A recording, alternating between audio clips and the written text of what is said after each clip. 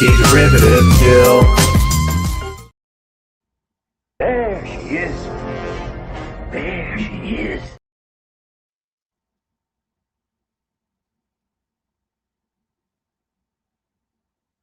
Making derivative still. There she is. There she is. Welcome to Jill's. I am a doctor. When I peak, it's in the line of duty. We're going to have a very good time. Join us. You know, I really wish they'd let us play music up here. Make these long trips go by a lot faster. It's against regulations. Yeah, I never understood that. They just don't want us having a dance party when a proximity alert goes off. See, that's a dumb reason. Because we'd already be on our feet, ready for action.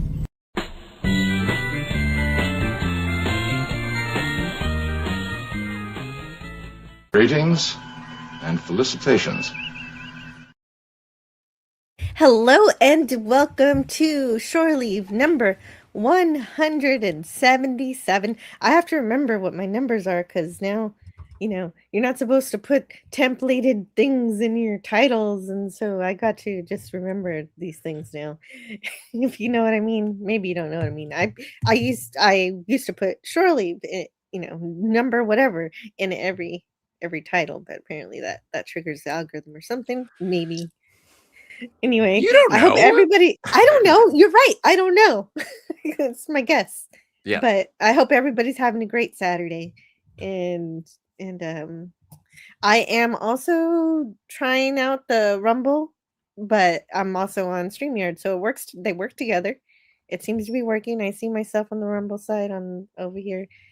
It's just like before, but this time I'm using Studio and hopefully earning hours over there, which is good for earning over there. For the algorithms. Yeah. I don't know. It said I could overlay my Rumble chat onto the screen, but I don't know how to do that. Let's see. Encoder details. No. Never share your stream key with anyone. Yeah, that makes sense. Hey, can I borrow your stream key?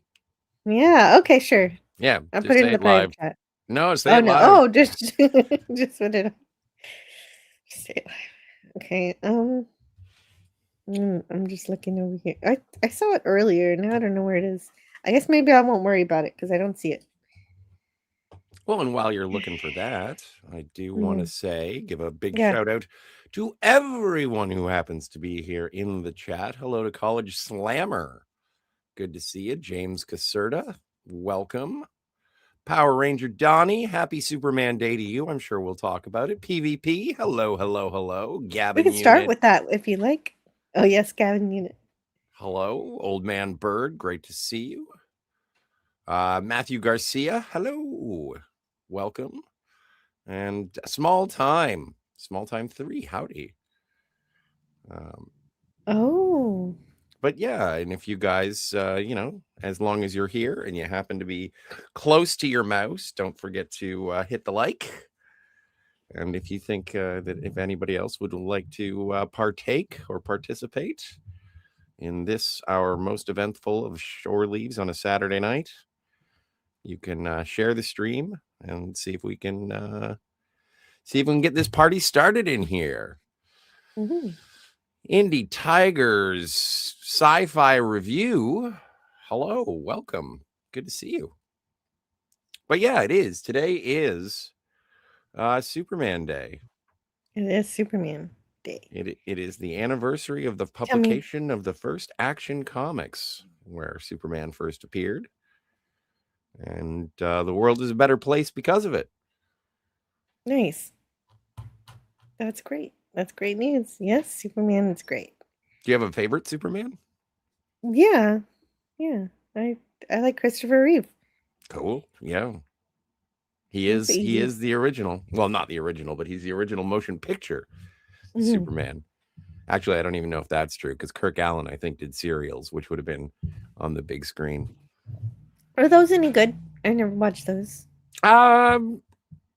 I never saw them really, so I can't comment, but it's kind of like when you see like the old 70s Spider-Man show and he never fights any of the Spider-Man villains and it's like, all right, whatever. So I think Lex Luthor shows up in the Reeves, George Reeves movies, TV show. Sorry. Yeah, it's a TV show. Yeah. Interesting. Okay. Very, very good. If anybody has any interest in that, let me know. Low spec Linux gaming says on the Rumble side, I use Social Stream Ninja Chrome plugin to combine and display chat. It gets the chat names correct and emojis. Oh, I wonder if that works with StreamYard. I need something that works with StreamYard. Okay. I thought this was going to be easier, but I guess I'll give up on. Well, but this is an experiment stream, so I want to try a little harder than that. But hello to PvP, Gavin, Unit, Old Man Bird, Boom Diggity, Boom diggity. and Power Ranger Donnie. Oh, look, it's Matthew. Hey, Matt. Matthew Garcia. It would be a browser source. Oh, okay. Like a plugin? Yeah. Matt G. It's absolutely a Chrome plugin. I use Chrome anyway. Super. James. Yep. Oh, Matt G is here. Hey, Matt G. And Small Time Republic is also here. We also have PvP saying had a fall last night. So kind of sore, but nothing is broken. Oh, PvP. I'm glad you're okay. Need a stunt double. Yeah. Jill's ready to rumble. Yeah. And Low Spec says in OBS, I added to the scene. As a browser source, never use StreamYard. Oh, I see. It might not work with StreamYard. That might be the problem. But, I just pop out the chat for Rumble and I can see you right there. In fact, Rumble people get their stuff read first because there's not as much chat over there. Matt G, $2. Thank you so much for saying period. Thank you. Woot. Oh, and there's it's not a super chat. It's called a Rumble rant. I gotta remember the words, the right words. Thanks for OBS the money shot. Wait, no. Yeah, OBS takes more learning, but totally worth it. Maybe one day I'll get into OBS. I just got frustrated with the audio and I quit. But I'm a computer scientist, so I should be able to do it. I'll think about it. It'll be cool if I did OBS, then I could do the thing that Bert always did, where you get a super chat and it just throws up a random video, and I don't even have to pick. It just happens. I have OBS. I downloaded OBS so long ago. I never learned how to use it, but I have it downloaded. Right. The farthest I got was being able to overlay GIFs on top of my little area, the little screen area. Well, that's cool. Sashi is here. So is Daniel's Hot Topic. Sci-fi review? What's the word before sci-fi review? Indie Tigers. Indie Tigers. Okay. Hello, Indie Tigers. That makes sense. For Low Spec, he says, it's been giving me hell with Radeon hardware encoder past couple days, but still, normal stuff every streamer encounters. Power Ranger Donnie says, the late Christopher Reeve is my number one big screen Superman. My number one small screen Soups is Soups and Lois. Tyler Hoechlin. Pronounced Hecklin. Sure. He anticipated your mispronunciation. And the Superman serial, when he flies, it switches to an animation. Oh, that's fun. Yeah. That would have been the Kirk Allen one. Yeah. The 50s TV show is very good. Oh, I've never seen that. I've seen the episode of I Love Lucy where he shows up. But yeah. Tragic story, that George Reeves. Yeah. You're supposed to have a good time riding a horse. No, that's Christopher Reeve. Oh, Christopher Reeve. Wait, what happened to George Reeves? I think he died tragically too. Yeah, he ate some kryptonite. I think he ended himself. Oh, there is some speculation as to whether or not there was nefarious ne'er-do-wells involved. There's a movie called Hollywoodland. Ben Affleck plays Superman, so he is the only person to play Superman and Batman. But yeah. Gosh, Gavin Blackburn says, but why do I exist here? Why do any of us exist anywhere? You know, no matter where you go, there you are. That's true. Sashi's here. Hey, Hello. Sashi. Greetings. Oh, James Cassard doesn't know how he is, but I'm glad he's here. That's good. Donnie also says, Superman the movie from 1978 is my number one greatest of all time superhero movies, followed by the 1989 Batman movie at number 2, and Mighty Morphin Power Rangers the movie from 1995 at number 3. Was I like was all Mighty those movies too. was Mighty Morphin Power Rangers? Was that a comic book first? I thought it started off as a television property. It is a television property. Yeah, I don't know why. I don't know what its relation Oh, to he said comics is at all. superhero movie. He didn't say comic book movie. My mistake. True. Yeah. I suppose like they are just normal kids, but they get into giant robots. I guess that makes them super. It's kind of like Batman and Iron Man kind of super. Yeah, or like Voltron. Oh, hold on. What's going on in there? Oh, neat. Okay. I asked him that question last night. He finally answered me. Hooray. Yay. Comic Relief Yeah, Crusader sorry. is here. Good to see you. Hello to Comic Relief Crusader. I was asking you a question. I haven't looked yet in my messages whether or not you answered me. Do I need to do any prep for your show tomorrow? I'm going to be on his drawing big circles show. Oh, huge circles. Oh, huge circles. Excuse me. 8 billion people in the world, 1.5 thousand subscribers, and only 10 watching. Sounds like Meta, the metaverse. Oh, just read- and Yeah. go ahead. No, wait. You say what you're going to say first. I was just gonna say I recently watched a like a half-hour breakdown of the metaverse, and it's like, oh my god, you thought the numbers for Starfleet Academy were bad.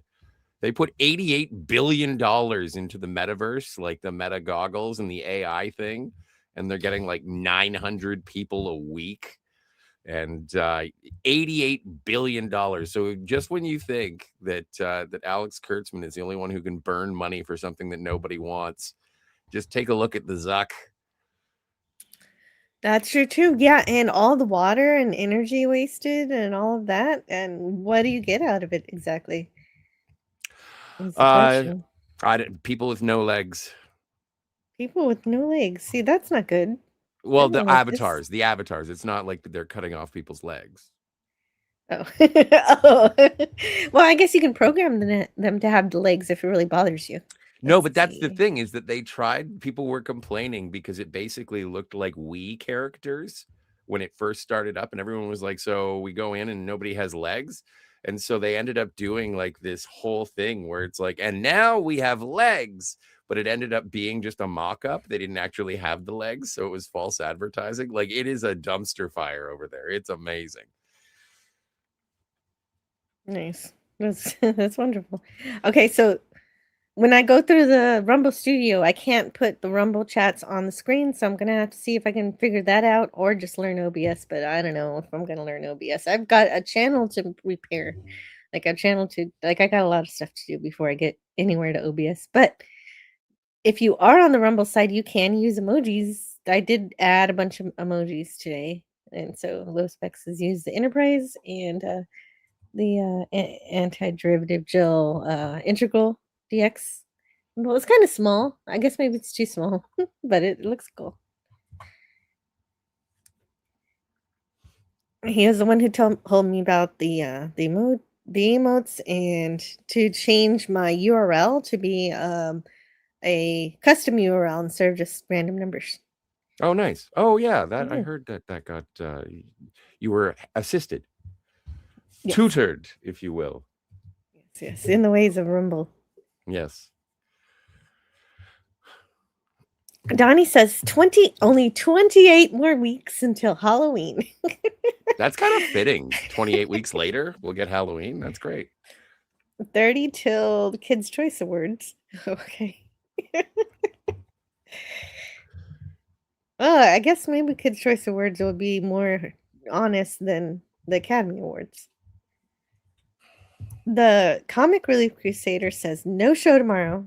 Gotta get signature for leaving Canada. Oh, you're doing okay. Okay, civic duty. Very good. Very good. That's No not show like tomorrow. I have such mixed thoughts on it because I believe in keeping Canada together, but Yeah. I also want to see the entire place lit on fire right now because nothing makes sense and nothing matters. This place is full of shit. So So you got a bit of nihilism, but also patriotism at the same time. I'm a traditionalist, but also I'm a pessimist. I don't know anything about it. I mean, Yeah. Canada's welcome if they want to be our states, I think. Well, Daniel's hot it would topics. make travel easier. Yeah, right? No more passport. I would prefer to be taken over by the United States than to be taken over by the World Economic Forum. Hmm. Right. The first Superman I ever saw in the 90s was Superman, the animated series. It was a good show, but such a weak Superman. Oh, really? I like Tim Daly as Superman. I like that show, especially because it's got the Bruce Timm animation style. But yeah, he was certainly I think he was kind of a great amalgamation of all the Supermen that I had seen before. But I like Dean Cain from Lois and Clark after Christopher Reeve. Hey, Brogu's here. Let me see. And Lemon. Oh, hello, Brogu and Lemon. Let me see if I can do this stream. Social Stream Ninja. Let's see. What does this do? Captures live chat from 100 supported sites and consolidates it to a single dashboard. Indy Tiger says there are times in the George Reeves Superman when Jimmy Olsen is competent. Most of the time he is not. That is true. Daniel's Hot Topic says Michael Keaton Batman was the first live action Batman I ever saw. Oh, wow. I was Adam West. That is why Michael Keaton Batman and Earth 89 are my favorite and most memorable. I hope we get a Flash 2 movie going back to Earth 89. I don't even know if anybody knows where Ezra Miller is. PvP picking up on the George Reeves tale. George Reeves died from a gunshot to the head. Yes. Oh, wow. You euphemized that way more than I thought. No, yeah. Wow. PvP just told the truth. Yeah, oh, totally. Gavin, talking about the metaverse. Legs are overrated. Tell that to Christopher Reeves. No, I kid. Oh, boo. Well, yeah, boo to gravity.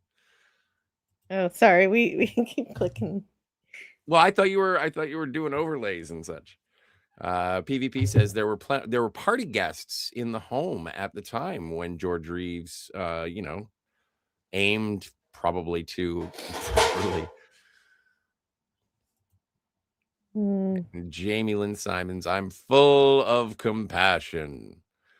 Twirling towards compassion.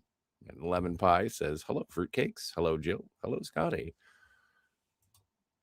I can't do the overlay. It doesn't work in StreamYard. Okay. And in the Unsolved Mysteries, no fingerprints on the gun or powder burns on his hands. Yeah, that's why there is somewhat of a conspiracy theory. That's what the movie Hollywoodland is about. Adrian Brody plays like either a reporter. I think he's a reporter trying to get to the bottom of George Reeves' untimely demise. But yeah. Although I could do this. Oh, and just add another little. Yeah, you could. You can't read that. That's too small. There's still controversy as it's being called an ending, a self-ending. Normally, I enjoy using words like an adult, but we are living on borrowed time over here on YouTube's demonetized list. Some still think it was murder. Yes. There you go. I fixed it. That'll work until I need a. So the Rumble chat will come in and out depending on if I need to share something on my screen. Lemon Pie says to Donnie, good movie choices, but I haven't seen the Power Rangers movie. Neither have I.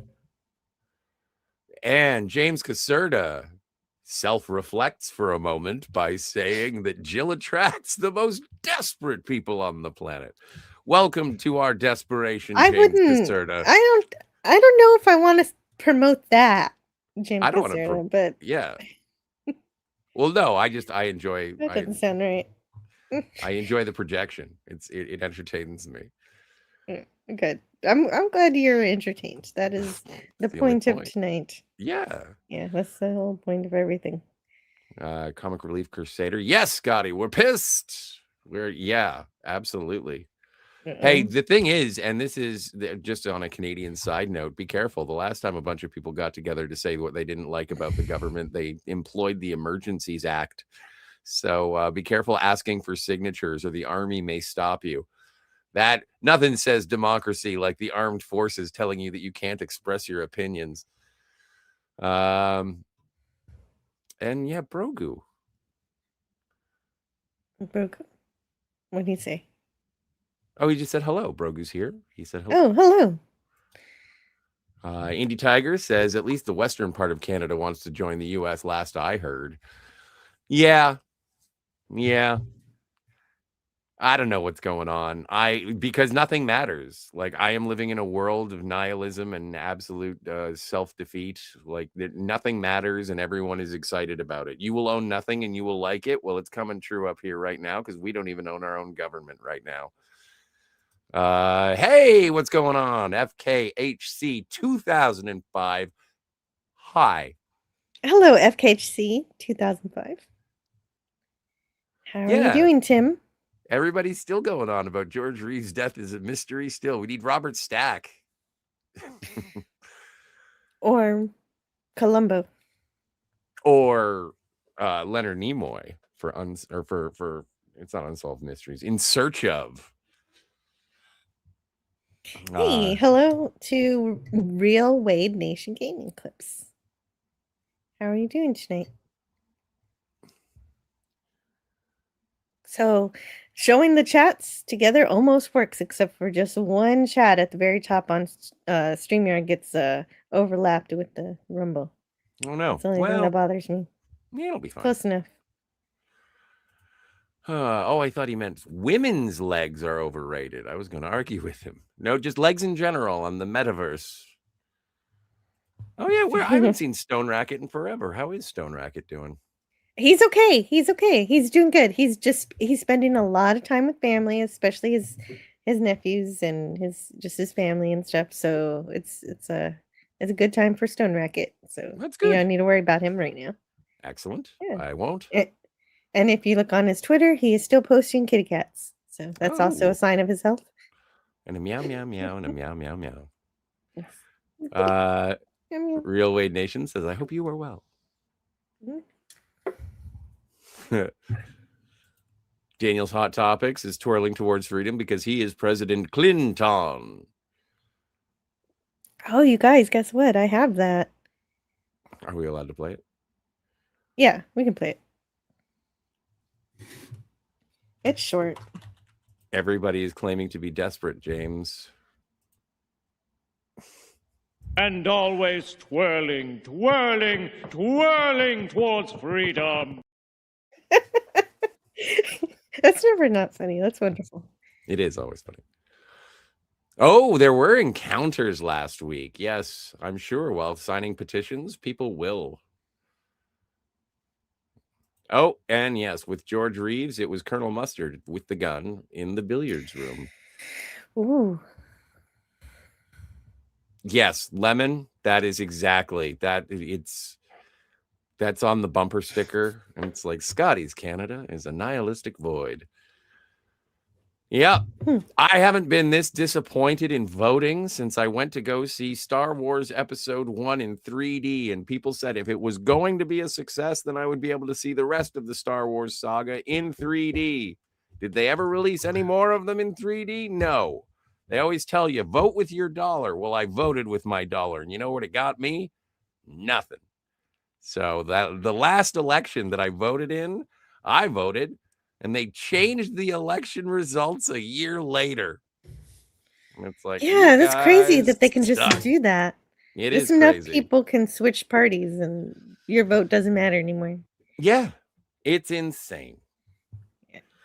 And power. Oh, I hear somebody is here. Let's see. Oh, it Yeah. is Tiger Stripes. Hello. Hey, It you is Tiger guys. Stripes. Hello.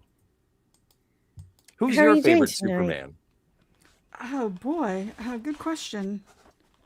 That new guy is pretty hot. Yeah, he's good. Let's see, the kid in Smallville. I don't remember the actor's name. He was great. Tom Welling. Yeah, Tom A- Welling. Yeah, A good place. He didn't Go quite ahead. know he was Superman though, so I don't know if that counts. He was really Clark Kent. Yes. Yeah. I'm still You ever see that? I think I've shown people before. There's like a one frame out of a comic book where Wonder Woman's holding out the golden lasso, and she and Clark and Batman all have a hold of it. And she says, I'm whatever her given name is, Princess of Themyscira, and Clark says, I'm Clark Kent. What is his name? Kal-El. Mm-hmm. And Batman says, I'm Batman. That's who he is to the core. Yep. He's Batman. Batman never lies. Well, and that was there's an episode of Batman Beyond where Bruce Wayne is captured by some evil villain, and he's messing with his mind and stuff and trying to convince him that he's crazy. And so he gets rescued by Terry McGinnis, who is the Batman of the future. And so he rescues him, and he's like, so how did you know you weren't going crazy? And he's like, and so Bruce says, well, the voice in my head kept calling me Bruce.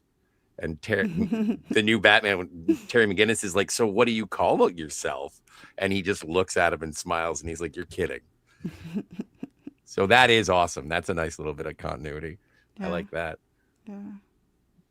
Yeah. Jason Love, Jamie, and Lemon Pie, and Hey, one more you person guys. was saying hello to you. Hey y'all. Mm. Happy Saturday. Remember when Anti-Derivative Jill kicked Bowser's bum? Boy, did she. He landed on his back like a bug, like a big dead bug. It was the best. That was good. That was good. I thought I would never get it.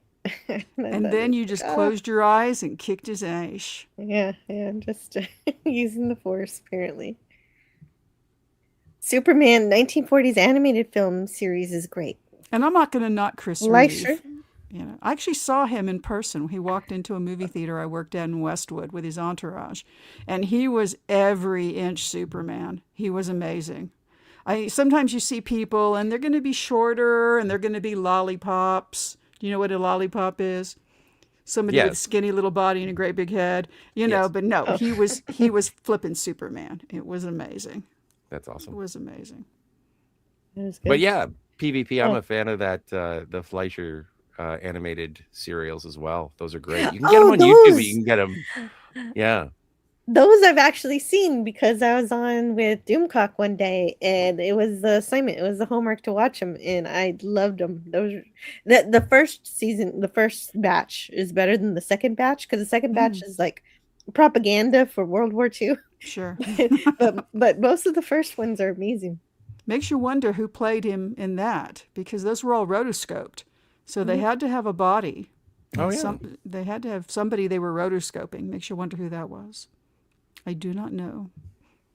Yeah, good place. Definitely watch the 1940s. Most of those are really, really fun.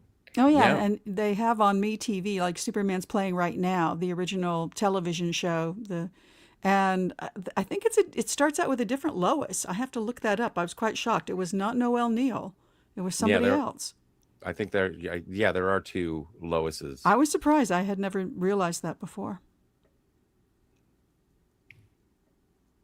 Lemon Pie says, Stone Rocket is fine. His apple orchard is thriving like never before. Is this some sort of euphemism for something? No, it's would I a rather joke. Not know? Oh, okay. No, it's just a joke. Just a few times Stone Rocket would say, how do you like them apples? That's always good.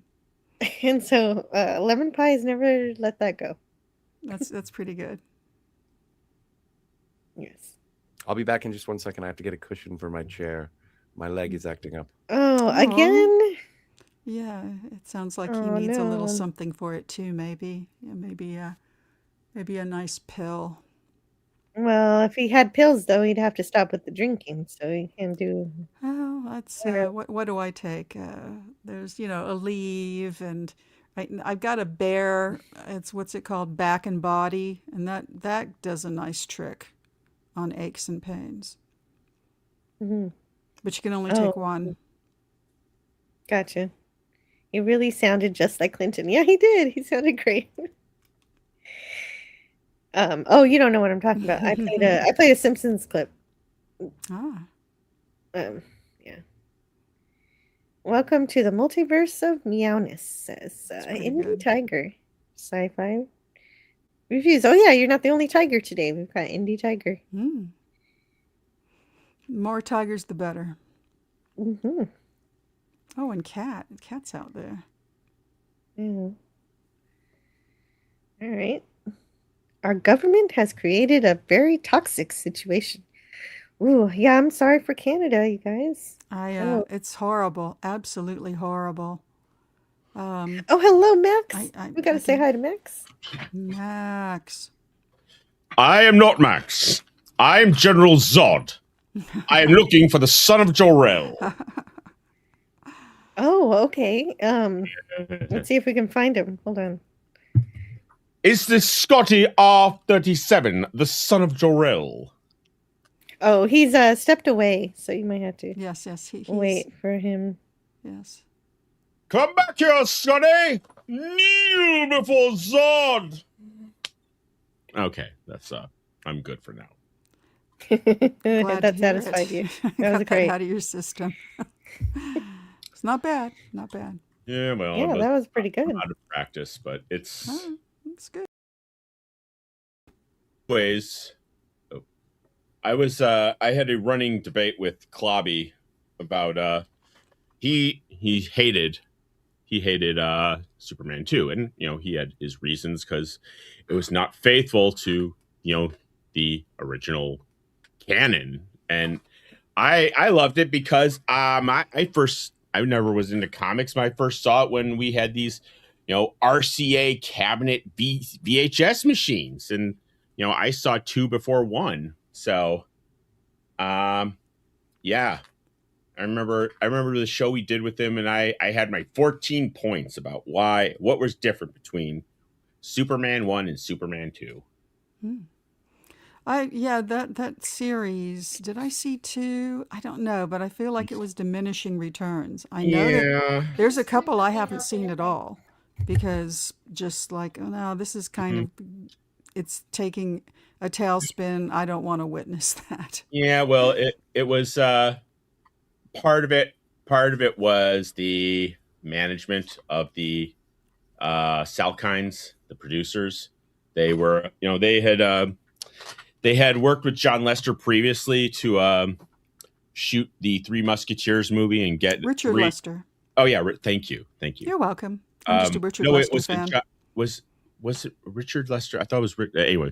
Richard Lester did Three Musketeers. He also did Hard Day's Night. Many movies. Okay. Anyway, they were Lester fans because Lester worked with them to do Three Musketeers, but he also got Four Musketeers out of it. And well, and the mainstream businessmen of the mainstream business folks who were working on Superman didn't like that.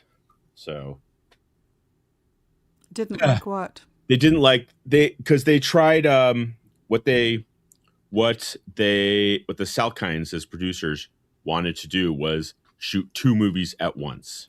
Oh right. And sure. So Lester cost effective. Yeah, Donner started shooting, and then he wouldn't do 2 movies at once. Sure. And so they fired him, and so Lester had to come in and because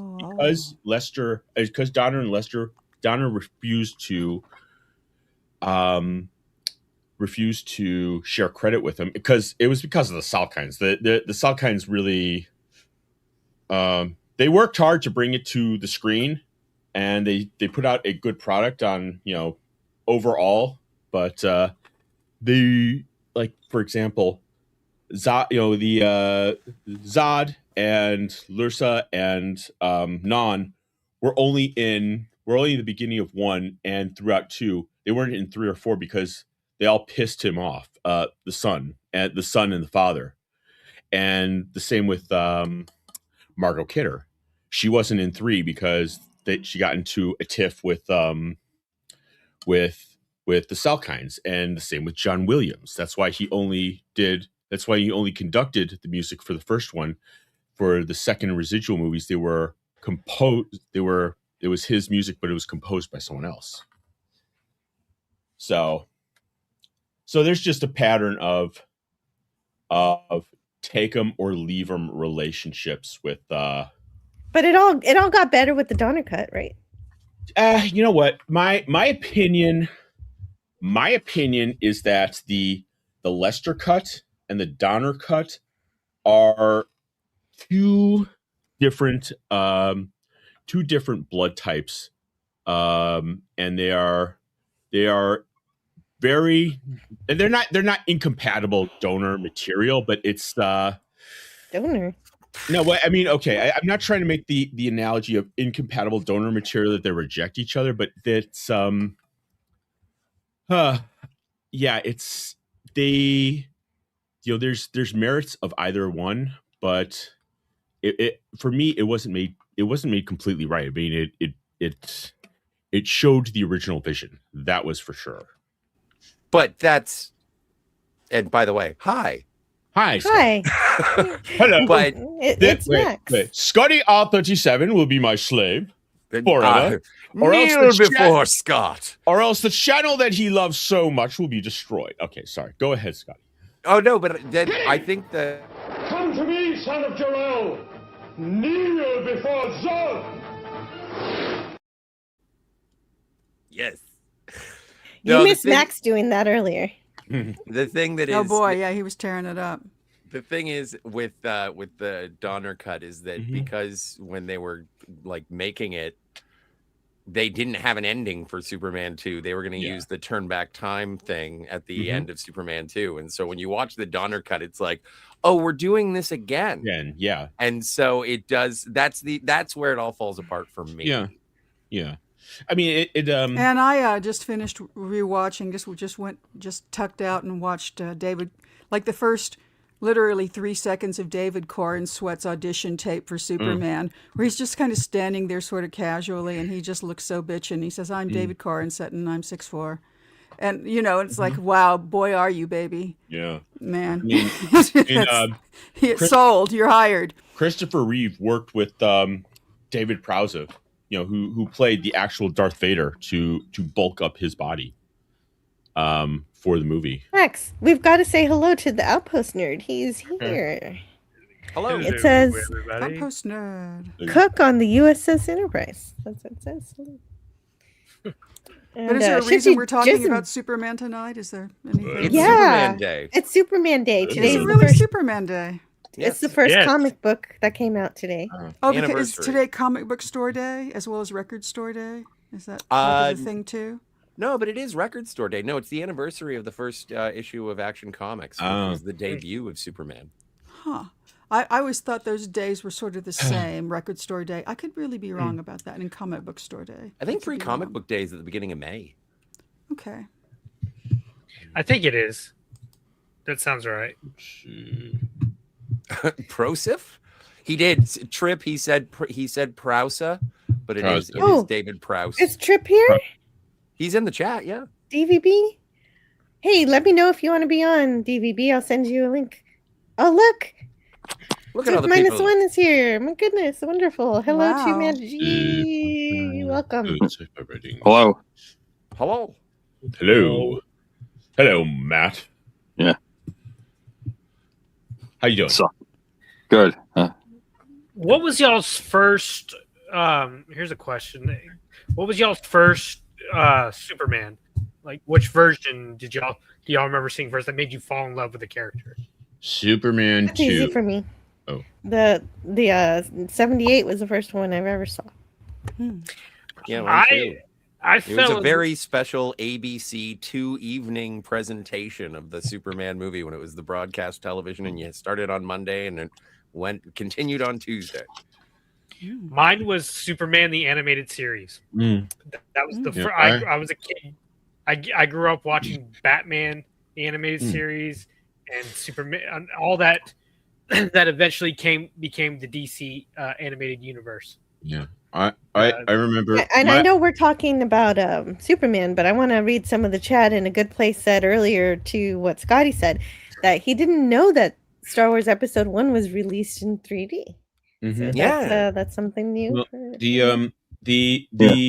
the release of Avatar in the shooting and release of Avatar in 3D really touched off, but it turned off. Yeah. It turned out to be a fad because we're talking about the Phantom Menace here when we say episode 1. I'm yes, that's the only episode. I'm saying it was just the underlying whatever. Well, that's the new 3D. I think this was like the red and blue one, right? Yeah. No, it was. Oh Avatar no, they 3D. did the actual. Oh Yeah. wow, I didn't know they like it was a actually did post. that. It was was a not red and post-con- blue. No, red No, and it blue is wasn't. like back from the 50s. No, they haven't done red and blue 3D since That's not true. 1959. That's not true. That's not true. Okay, That's not maybe true. I lived in the 63. 90s. They made it. They made red and blue 3D VHS tapes when I was a kid. And they released A Nightmare on Elm Street. I think it was the final Nightmare or Freddy's Dead. In red and blue? In red and blue. Oh, that's nuts. Wait, what year was Avatar? 2009. Yeah. Oh, okay. So no, I'm off, but no, okay. Sorry, I have a okay. No, I had a brain fart. Max Redstone, you're here on the panel. Explain yourself with this chat. Read it. And I heard someone say there was like a Clue reference. So I said, no. It was George Takei in the 26th century of the Temporal Civil War with an empty bottle of Saurian brandy from Montgomery Scott's quarters on the Enterprise. 17. Oh wow. No. I want to play a Star Trek Clue. That has to exist. Or D. Yeah. Oh, that'd be fun. It'd be like instead of a mansion, be on the Enterprise or a starbase. But then one of them has to be a murderer. Yeah, that's fine. It could be the mirror universe. That's fine. Sure, that's fine. Make it mirror universe. Clue. Yeah. Here's a funny thing. In the video game BioShock Infinite, set in 1912. Elizabeth, she could open portals through other dimensions and other times. And there's one where she opens a portal that opens up in front of a movie theater in the 70s. Guess, or the 80s, I think. Yes, it was the 80s. Guess what movie is playing on the marquee? Superman? Nope. Empire Strikes Back. Close. Return of the Jedi. Oh, okay. I love that game. That game is awesome. Those games are so interesting to me because they look at, like, if you take extreme, like both extremes on both ends of the political spectrum, and it's just such a fun. The guns are great storylines. Yeah. I have lost the thread of what you're talking about. Oh, it's a series of video games called BioShock. Oh, yeah. BioShock. Okay. And then there was a time when Montgomery Scott met John the Ripper. Do you mean Jack the Ripper? No. When you actually meet him, his name is John. I remember TV, the first time I heard about that, the first time I'm hearing about it, is it a channel? No, broadcast television. And I'm sorry, I think it's a real television channel. What were you going to say, Maggie? Oh no! When I was a kid, I grew up with the Christopher Reeves movies. But the thing was, and I don't know when I realized that I was wrong about this.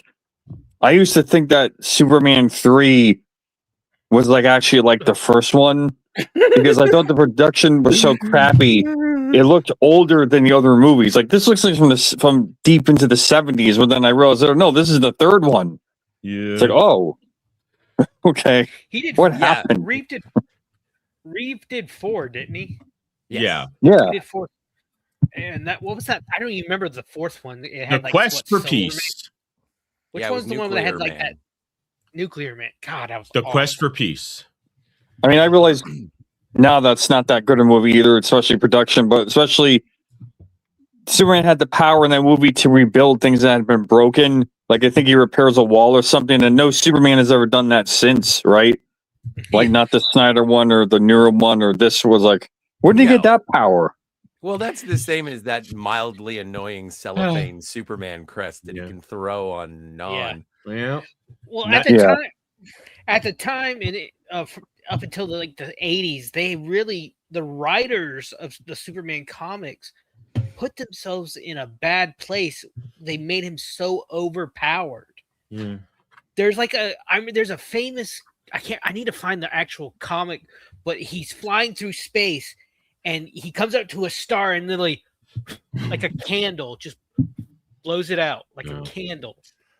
Well, and that's why you saw it in like the animated, and then in the animated series they went the opposite direction. They made him like getting his butt kicked every week, and it was just.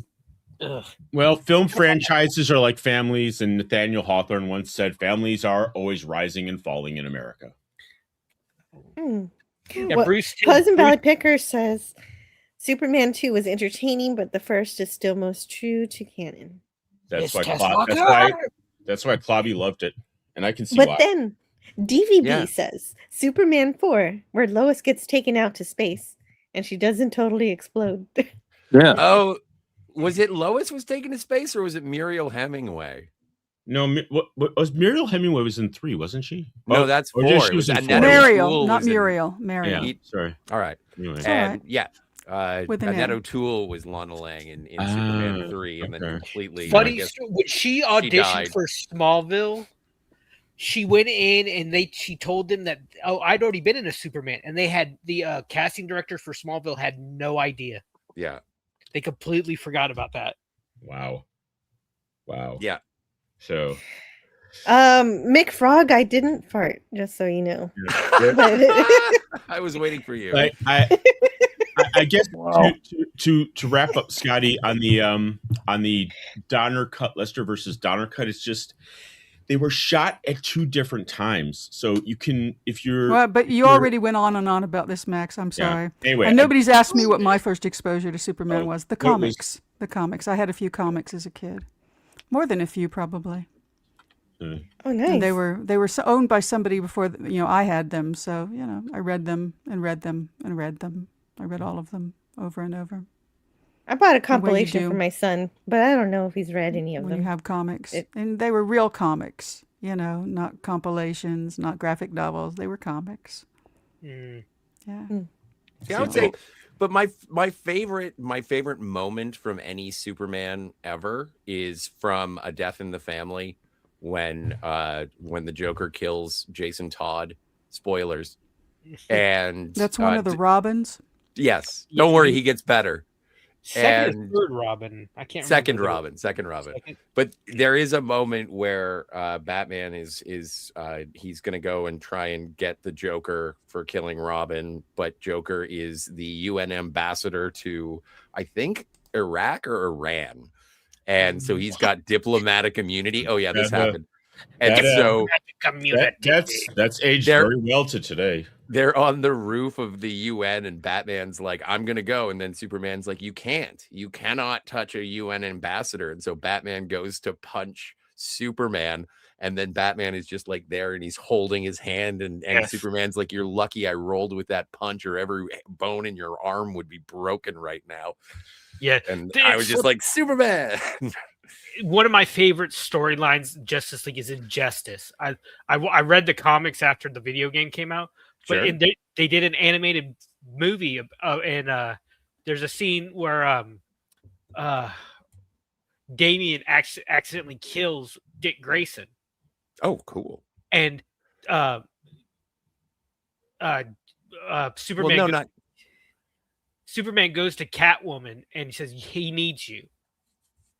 Go to him, and she's like, "Where are you going?" She's like, "You're his best friend." He's like, "There's too much been going on," and she goes and he's sitting there at that, I don't know what they're called in Kung Fu, those wooden posts that have the ropes wrapped around them where they practice their punching. And Batman's just boom, just to the point his knuckles are completely bloody. And she stops him. That was me. And she takes off the mask and she says, "Don't be beat. Let the pain come out. Don't be you tonight." And he's just crying, and Batman actually breaks down crying, and it's such a powerful scene. And Superman knew he could not be what Batman needed at that moment, and so he knew enough to step back and get the one person who could be there for him. PvP says the third and fourth Christopher Reeve were not good. 3 was like a comedy and 4 was just a weak story. Yeah, but that's, you know what? It's kind of funny how like sort of the 89, like the Tim Burton Schumacher verse kind of goes to the same levels that the Superman movies go. It's like the first one's awesome, the second one's okay, third one not so good, fourth one crap. And when they put nipples on the bat suit, come on. I'm not that big of a fan of, well, Schumacher's not the worst director. I can think of at least one movie that he made that I liked very much, but the guy's kind of weird. Guy's kind of weird. Anybody ever see a Christopher Reeves one in the theater? I was quite old enough the first go around, so I saw James. I saw Superman 1 in 2018 in the theater, I think, for the whatever anniversary that would have been. Oh, cool. Oh, I would have loved to have seen that in theater. I saw Superman Returns, the Brandon Routh one. You did, that he got really screwed over in that. Brandon Routh got screwed over, I think. Hello to Rancor Steve in the chat. I just saw you there. Hey, Rancor. Hello, Rancor Steve. Sorry to interrupt you there, Outpost Nerd. You may repeat your point if you wish. Brandon Routh he did Superman really well. He looked the part. But his story that he was given was just, it was supposed to be a sequel or like a continuation of the Christopher Reeves. Specifically Superman 2. It was supposed to take place, and it was just like, 3 and 4 didn't matter. And like that was just a horrible, but that's also like when people were saying it's like, oh, they're going to make a new Alien movie and it's going to be Ripley and Hicks and Newt and it's going to ignore Alien 3 and Resurrection. And I'm like, I've been through this with Superman Returns. It's not going to make a lick of money. Yeah. It's so confusing when you start saying, okay, this one picks up right after, the one from 1983. And it's like, okay, so what? What character? Someone said Brandon Routh is going to get his own McFarlane character figure. Is it going to be a Superman or is it going to be the Atom? Probably. Well, because he did amazing as the Atom. I loved him in the Arrowverse. I never watched any of that CW stuff. It was good up until a point, and then it just got repetitive and old. I think 333 says 3D never works with my eyes. Unfortunately, you're not missing a thing, Citizen. With the exception of Avatar, that's the only film that was really where they really planned the 3D. Everything else is just something they kind of slap on. Yeah, I stopped watching 3D a long while. It's like House of Wax with the paddle balls. It's a gimmick. It's kind of fun to watch it kind of pop out at you, and then it's done, and they go on with the movie. So, well, I remember when I was a kid. Remember that the TGIF block that used to be on ABC Friday nights. They did an entire block of 3D. All the shows were in 3D. Like I remember Bob Saget on America's Funniest Home Videos, like with a bubble gun, and then Home Improvement. Al and Tim were took a ladder and rushed it towards the camera, so it was like 3D. So now, see, I told you, Tiger Stripes. They did red and blue 3D in the 90s. My favorite 3D was always Count Floyd on SCTV, where he would just sort of lean into the camera and back and lean in, and that's the yes. I don't. And that was actually it wasn't Count Floyd. That was actually the movie that he was playing, which would always be Dr. Tongue and the House of something or other. I remember Michael Jackson in the 80s did a movie for Disney called Captain EO, and it was specifically shot in 3D. It was like the coolest thing. At the That was time. pretty cool. You had to go to Disneyland to see that, though. I know, and I did. Oh, and Canadian Spider-Man is here. Hello, Spidey. How are you? Sorry about that. Injustice made Batman look like a chump. In Injustice, he tries to stop Superman from killing the Joker after he had just killed like 8 million people, including Lois and their baby. What? I've never heard of this. Yeah, that's crazy. Who's the author on that? Let me. In Injustice, it's basically a version of Batman versus Superman. Superman finds he finds out Lois is pregnant with their child, and he I think if I remember the story, I might have this wrong, might be confusing with someone else. He gasses the Daily Planet, killing everyone in the building. Superman goes crazy. Batman has him in an interrogation room. Superman busts in and literally puts his fist through Joker's chest, which triggers a dead man switch that nukes Metropolis. So Batman becomes basically a dictator. Wow, that's terrible. Superman leads a group of superheroes. My personal favorite, Plastic Man, is part of the group, and against them, they did a video game of it too, a two-parter video game that was amazing. It was one of those Mortal Kombat style fighting games. And I agree with you, DVB. Batman is a superhero, even without having superpowers, because he's got super gadgets and stuff. And in answer to your question, Tiger, the Injustice prequel comic published in 2013 was written by Tom Taylor. Okay. Yes, thank you. I looking it up and got talking. Sorry about that. Yeah, no, that's fine. Don't know him, so no. Well, he speaks very highly of you. Oh, he's done Wildstorm. That's a good. Oh yeah. World. Did a lot of Star Wars for Dark Horse. That's cool. Yeah. Donnie says our good friend Robert Meyer Burnett worked on the 2006 movie Superman Returns. It's my number 2 Superman movie, and also among my honorable mention superhero movies. Yeah, he did. He did the special features on the special edition DVD, and I went thrifting one day, as I am wont to do. And I picked up the 2-disc special edition and I posted it. And he's got a Let's Get Physical Media group. And he was like, I did the special features on that. And so that was, I think I watched. This whole Injustice thing, it's an alternate reality. So. Yes. Yeah, pass. Not my cup of tea. Oh, okay. Yeah. Well, it doesn't play into it. Well, to a point really? It does.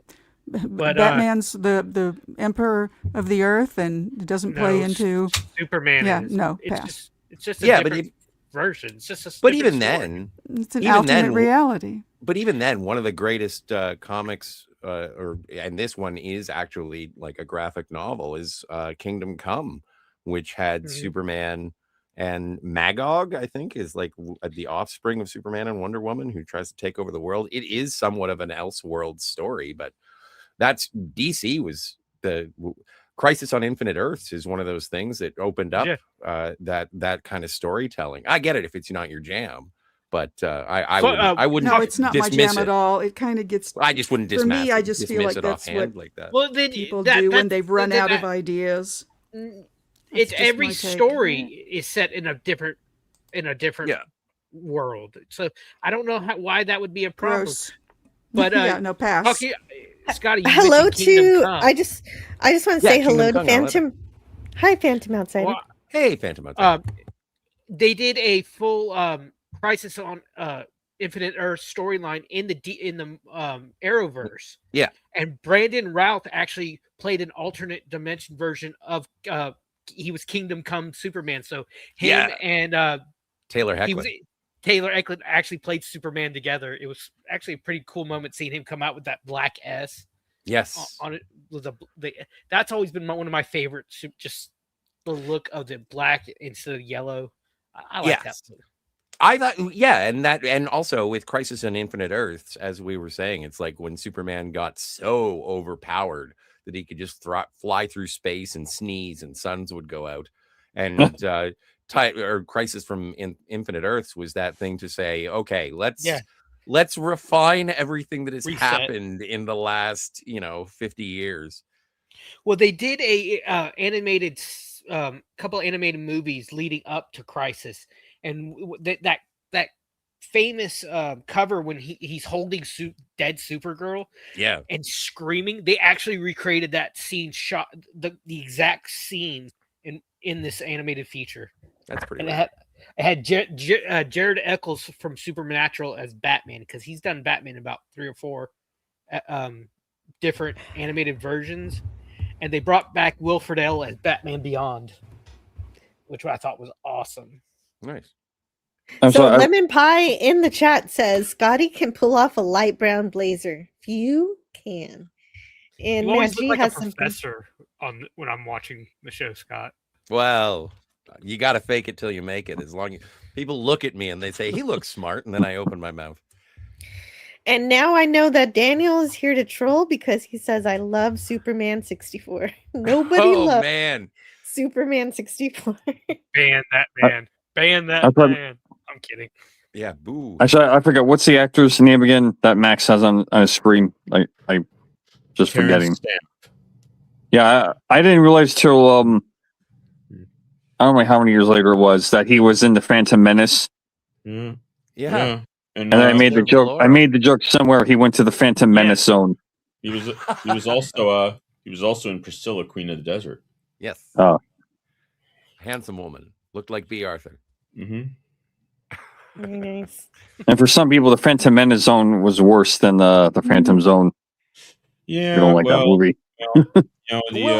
The sequel trilogy was it was shored up by the cartoon. What was the cartoon? Not you mean the prequel? No, that's what I meant. The prequel trilogy was shored Clone up Wars. by. Yes, exactly. Yes, it was. Yeah. Yeah, and the thing is, and I absolutely I saw the Phantom Menace when it came out. I saw it a bunch of times in theater, and then I got it on VHS, and I watched it, and then I was like, you know what, this is actually kind of, and it's boring, and you're just waiting for them to fight Darth Maul. And it slid for me for the longest time, and then I got upset with Jar Jar Binks, and then obviously there was sort of that general backlash, not backlash, but the general reassessment of it, and saying, you know what, the Phantom Menace is pretty bad. But George Jar Binks. If you don't like Jar Jar Binks, you are racist, man.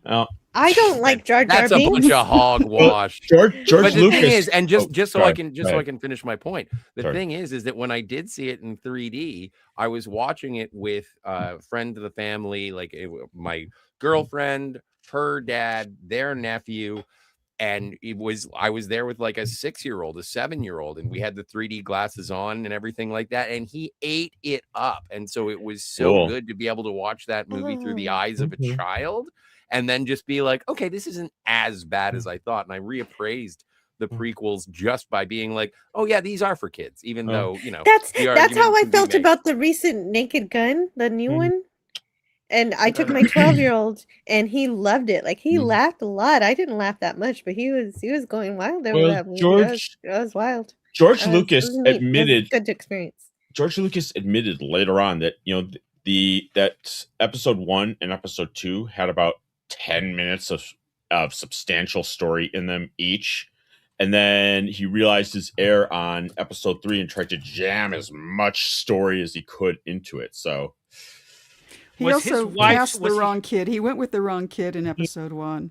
Yeah, it came down to 2 kids, and if you ever look at the other kids' auditions, it should the other kid was so much better. And of course, that's in the big city. The sequel trilogy has just kept the bar so low, so everything else can shine. So, anyhow.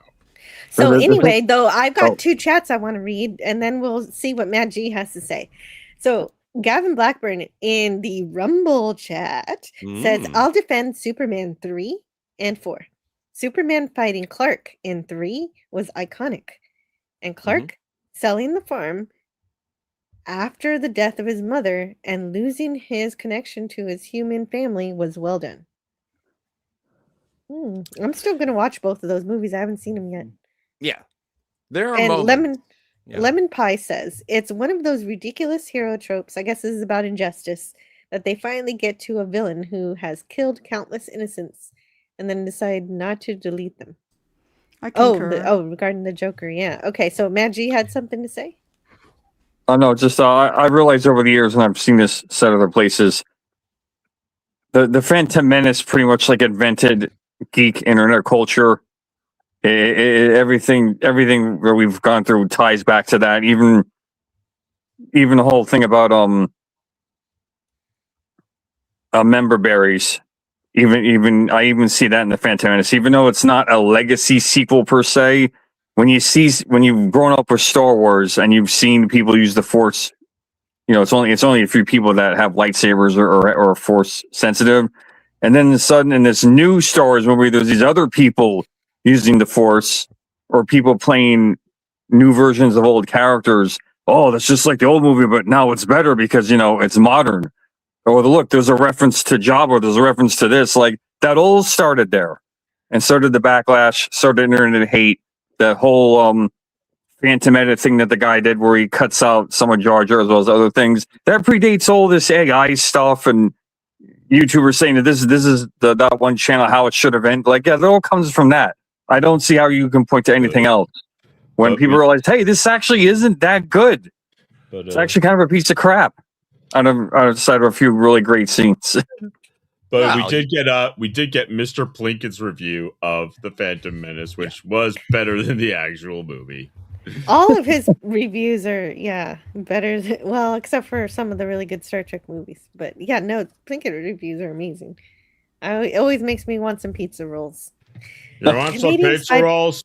Email me if you want some pizza rolls. It always makes me want to have a young woman chained up in my basement. Is what that I bet you would. Not the real world.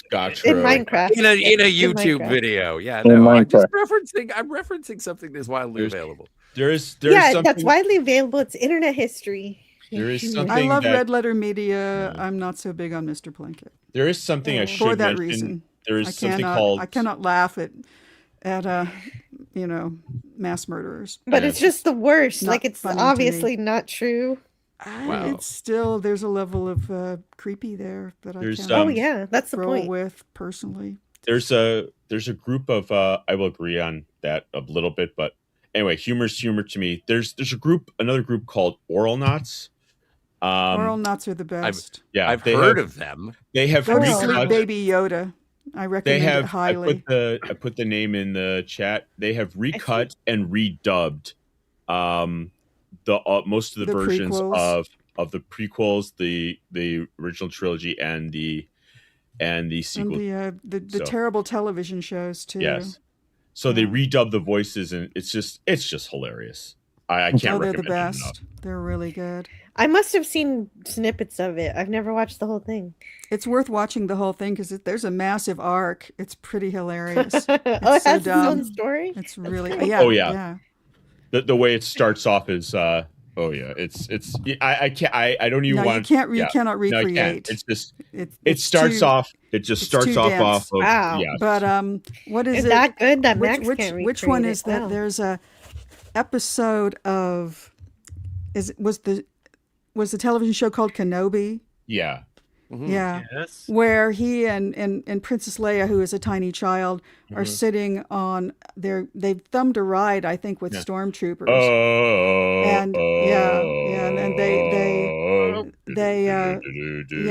if you let me get there, I might get there. Oh.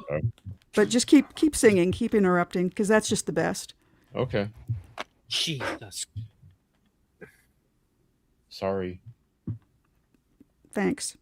Anyway, finish the fucking story, Tiger. Just go find it. Just go find the video. The Oral Knots. AURALNAUTS. ORALNOTS. That's people who are not receiving fellatio. I apologize, Tiger. Heidi I'm just very excited about it. Wants to join us.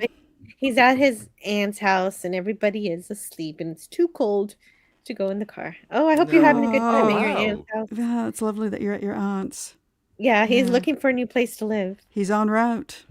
Oh, nice. Mhm. Yes, yes. No Superman becomes a dictator trying to force peace, and Batman leads the revolution for freedom against Superman's tyranny, says Phantom Outsider. Interesting.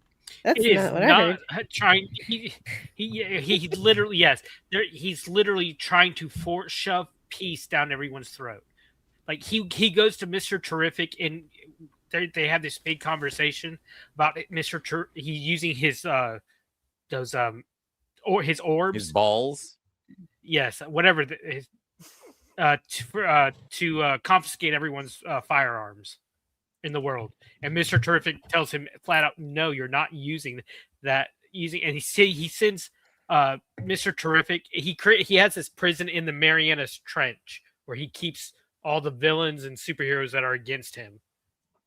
And it's spheres, not orbs. Spheres. Not balls. Yeah, whatever. T-spheres. Yeah. Yeah. Sorry. Thank you. Phantom Outsider responds, well, he's not responding to what you just said, but he's saying more. Superman and his group goes to the prison where the worst criminals are and wants to send them all to the Phantom Zone forever. Don't explode any nuclear bombs in space. Mm-hmm. Just That's what saying. he says there.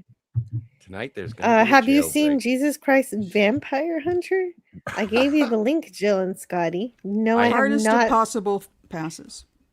No, I'm gonna write that down. the only one I need is Abraham Lincoln being a vampire hunter. Yeah, I want to don't see need- that. I want to see that. Oh, you still haven't seen that one? No, I haven't seen that one. But like, No. this is what I Abraham don't Lincoln understand. is a good vampire hunter. Daniel, okay, let me just see if I can. Okay, so vampires don't like crucifixes, but Jesus died on a crucifix. not Is any of that? movie. Does any of that like rub off? Like, he's resurrected. Like, are vampires? Do they just burst into flame when they see Jesus? Well, is there anything That that makes sense? is there anything But that makes he obviously has to have a water gun filled with holy water, right? well, But is there no, any- he does. He just if it's raining out and there's a vampire, he just has to bless the rains down in Africa, and all of a sudden it's raining holy water. is there anything that makes Oh, a yeah, vampire hell yeah. is there anything that makes a vampire go, I am risen? Well, the bite of another vampire, actually, that would be, yeah, they are resurrected. There is a story like for betraying Jesus, Judas was cursed to walk the earth forever. Was and he the became first vampire? Became the first vampire. Yes, there's a whole. That's one of the stories of it. That and like the only you can't. It doesn't. It's not like any stake will kill it. It's the wood from the tree that Judas hung himself from the on. crucifix. Yeah. Great movie starring Noah Weil and Stana Katic called The Librarian, Curse of the Judas Chalice. I highly recommend. Oh, wow. There's 3 movies. Noah Weil did 3. They're called The Librarian. It's basically like Indiana Jones. For crazy shit. Yeah. I Bob think Newhart is in it. Great movies. Didn't he did like for TBS? TBS. Or TNT. They've done a bunch of TV shows based on it too. Here's a Packlid comment from Lemon Pie. I don't know if he meant it to sound this way. Scotty is a smart guy. Make words good, he. Wow. That's overstating it, I think. But thank you. No, it's true. I agree. Up until a certain point, you can, but right now, yes, you're very much making words. Jesus was not an only Make child. words good. You're eloquent. No, Trip. According to dogma, Jesus had brothers and sisters. Mary No, Joseph not had actually other- true. Yes, he Well, did. No, Yes, he he had did. cousins. He did not No, have he did direct not. brothers and sisters. You But think I thought he had He had brothers he and had sisters. like second, like not second, but He Well, had cousins. uh, He did not have I brothers am and sisters. half I am- brothers and sisters. yeah, half. That's it. Half brothers and sisters. Yeah, As I Because don't he even comes think they were famous all now. cousins. They're not even half brothers and sisters. Well, no, but and that's the What? thing. But No, but because Jesus, what his father doesn't was. make No, the sense. Joseph Lord. never lay with Mary ever. That's Oh, come on. that's That's not true. unreasonable. That's unreasonable. Okay, you can look it up yourself and do your own no, research. because I have. I think it's absolutely naive to think that two married Mary had a people little never lamb consummated and a their divine. marriage. Apparently, she had a little lamb and an egg. He loved her very much, and he respected her, and he understood that God had, intervened in their relationship. I don't want to live in a world where Joseph her. was an incel. I'm sorry, it was his choice. I have to ask Stone. That doesn't make sense. Why would you get married She in was the first she place? was touched. She was touched. I'm sorry. By an angel, You can like look on it the up show. if you want. I disagree with you. I know you don't the have answer. to disagree with me. You can look it up. I can't Tiger, disagree because with you never have you?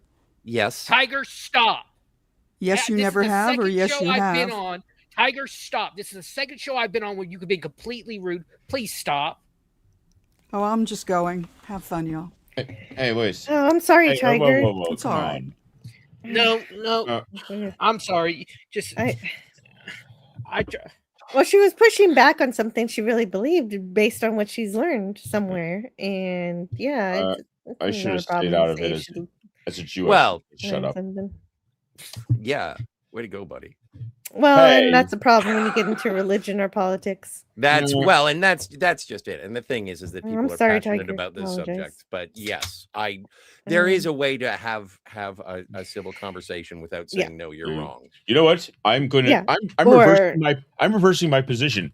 Jesus was a Jew, a Hebrew from the Sea of Galilee. Horror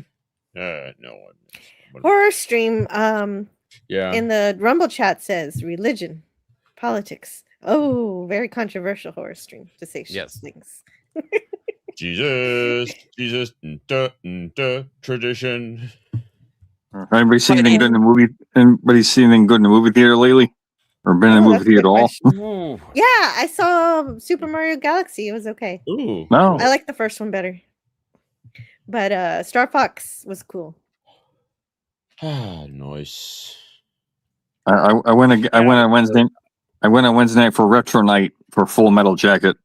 Oh wow! So it was Super Mario Galaxy. They say it's more of a fan film than something that would please the typical critic. So is that true?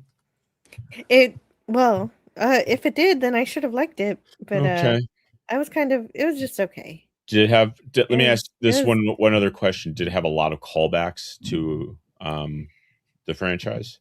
Not enough. I was hoping, they made it sound like it was an Easter egg bonanza, and it was just, it's fine. Okay. I was surprised to see. It's Star like a Fox on... Saturday morning cartoon quality. Yeah, Star Fox was the only cool part. That was good. Yeah, I was very surprised to see him in there because all the material I've seen before, I guess if he was in like the promotional material, I missed it. Was he in any like the previews or anything? And I only knew that he was in it because Daniel's Hot Topics wouldn't stop talking about it, so I have no idea. And the guy who did the voice, he was Hangman in the Top Gun movie. Oh, so it's like another hot shot. That was pretty cool. Yeah.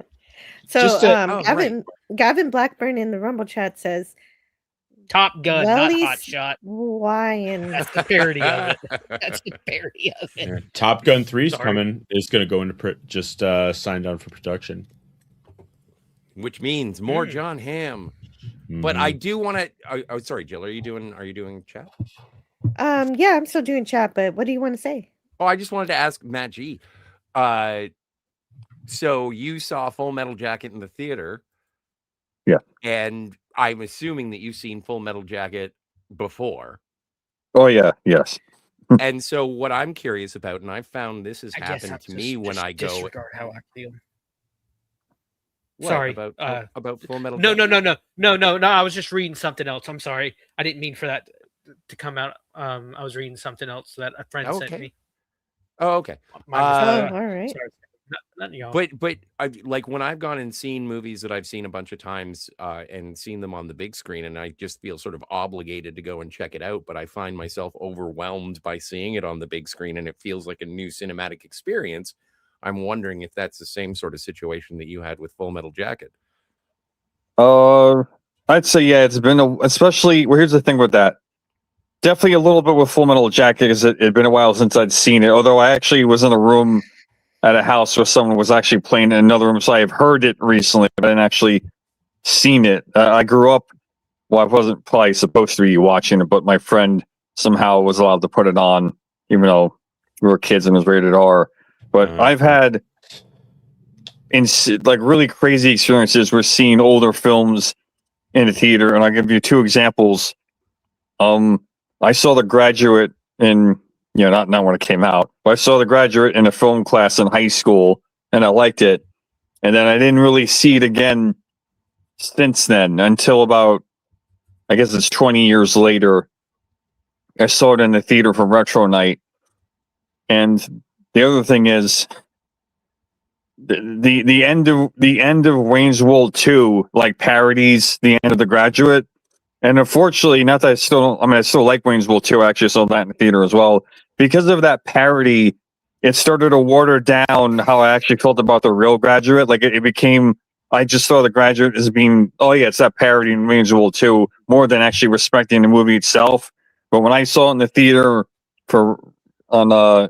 I forget, maybe it must be the 50th or 40th anniversary, it was like an unbelievable experience. It's like I was seeing a movie for the first time, and everything that was great about the movie was restored. Like erasing the Wayne's World problem. Like, no, this movie actually is truly great. And the ending's actually more demented than you think it is. But that had gotten lost over time. And then another one was, I saw Psycho in the theater for the first time in decades. That was like unbelievable. And also Taxi Driver. Because when it's been a long period of time, but you have seen it, it is better. I just thought of an incredibly stupid quote. It's like, watching The Graduate made watching Matthew Broderick's The Freshman extremely confusing. Oh, did you ever see that? Not in the theater. Yeah. I've seen The Freshman. Yeah. Yeah. Anyway. Yeah, Lemon Pie says, Tiger Stripes, we love you and we hope you're back soon. And DVB says, I didn't mind the sequel at all. It was cool. Oh yeah, he really likes Mario Galaxy. A lot of people do. Has anybody seen an old movie in the theater that you hadn't seen before? Because I do have one notable example of that. Oh, an old one. Yeah. I don't think so. Go ahead. Well, I can't think of one right now. I saw Blade Runner, the first one in 2017. Had it on Retro Night, and I had not seen it before. Oh wow! Now, I knew it was old. I was like, oh, this is finally the great Blade Runner. Maybe I should go check this out. And it also happens to be the year that the sequel came out, like 6 months later. That happened to work out like that. Nice. One Christmas a few years ago, I saw The Gremlins for the first time in theater, and nobody else was there, so it was just me and my family watching a Christmas. Yeah, I went to go see the re-release of Star Trek: The Motion Picture when it came out, like was 2 or 3 years ago, with all the updated special effects. The thing is, it was in such a crappy little theater. So, actually, I saw that too. I saw the re-release of it was. I could see where they did the work. But yeah, and the one thing I loved about Wayne's World 2 was Charlton Heston's cameo. That was the first one. Yeah. No, it was the second one. No, it was the first one. It was the Charlton Heston. Charlton Heston. It's when he's driving trying to find the church to stop the wedding. Charlton Heston gives him the directions to the church. Yes, I thought that was in the first one. No, there was the mechanic, and it was an old. I believe you. I'm wrong. I'll be wrong. Jesus I'm just Christ. explaining it. He's just a general cast old man, and then Mike Myers says, "Excuse me, I know this is a minor role, but can we just get someone better?" And they bring in Charlton Heston, and by the end, Mike Myers has a tear in his eye. Thank you. It doesn't he, like, right before that he gets stopped by the T-1000. Yeah, by Robert Patrick. Yeah, he comes back. It's in the first one. Yeah, that's in the first one. What is it? Yes, the Yeah, I think that's T1000 in the is in the first one. Okay. Well, you know what? But Charlton Heston was in the second one. That's for sure. Yeah, yeah. I believe you. I Thank believe you. DVB Actually- says that he likes Wayne's World too. It was good. And also Kronos is here. Hello, Kronos. Makes my day when you show up. I like seeing Kronos. Never saw Blade Runner in the theater. Me neither. It's good But that you I've did see actually seen it Kronos. twice in the theater. I saw it again last year, actually. Yeah, He also recognizes Zod is here. I've seen it too. I've seen 2001 in IMAX. Obviously, I saw it 70 mil. Obviously, he recognizes things that fly. Excellent. Canadian Spider-Man says Zod's dead, baby. Zod's dead. It doesn't quite rhyme, but yeah, that's funny. I've seen Mighty Python Holy Grail twice in the theater. You know, I've only seen it once. I've only seen it recently. once. I saw The Shining in the theater, and it was an original print, and so it was all scratched up and everything like that. And so, I don't know. I think it was a little bit more atmospheric with all of that sort of degradation. But I would love to see a proper print. Were there any naked men or Tyler Durden's in the movie or in the theater? Any like the flashes of Oh no, Tyler there was no. Anyway, so not that I was aware of, but then again, that's the point of those individually replaced cells. I'll watch it. I'll Frames. notice the naked Tyler Durden. Anyhow, Tyler Durden. John Burns says, watching Matthew Broderick depressed you in The Graduate? No, I said not watching Marlon Brando. I said confused. I was just making a fatuous remark. It made watching The Freshman confusing for me. Well, it's like Okay, when you but see you know what? Iron I like Man, that- Iron Man 2, Iron Man 3, He the just Iron is Lady, genocide. and then all of a sudden you're just like, what is Margaret Thatcher doing here? Margaret Thatcher. So we have some Rumble chats too. Horror Stream Hey. says, Rumble, last rumble. movie I saw at the theater was Sound of Freedom. Oh wow, Oh, the Jim Caviezel movie. that they're What's that about? It's about It's, child sex trafficking. It's Yes. it's a I saw Daily that too, it's actually. a Daily Wire production. Isn't Is it? it? Well, let me look it up. Let me check that. It Give me a is. sec. It is. Okay. Yeah, they ended up 99% shutting sure it down. Mm. Wheelies wine. Yeah, I said that again. Okay, a horror stream says I would love to see some of my favorites on the big screen. And Low Specs Linux Gaming says, OMG, Blade Runner on the big screen. I've seen Clockwork Good Orange on the big note. screen. Which one? Practical Orange. Effects. Clockwork Orange. Yeah, Oh, that was recent, right? Ooh. Wasn't that really recent? I think I'm trying to Yeah. remember if I. I've seen 2001 Shining, Full Metal Jacket, and Clockwork Orange from the Kubrick catalog on the big screen. Yeah, and again, it's like when I go and that's something that I should really try and see if I can get that done, is go and see something like an older movie that I haven't seen before. Check that out in a theater for the first time. It would probably sway my opinion as opposed to watching it on my TV. But there have been, like, I've seen Escape from New York. I've seen Road Warrior. Star Trek II: The Wrath of Khan was the one that was sort of resurrected from. I've seen it too many times, and then I saw it in the big screen, and I was like, oh wait, no, I do love this movie incredibly. I You remember. can't see it too many times. That's I true. remember. Oh, you when can wear I out a s- movie.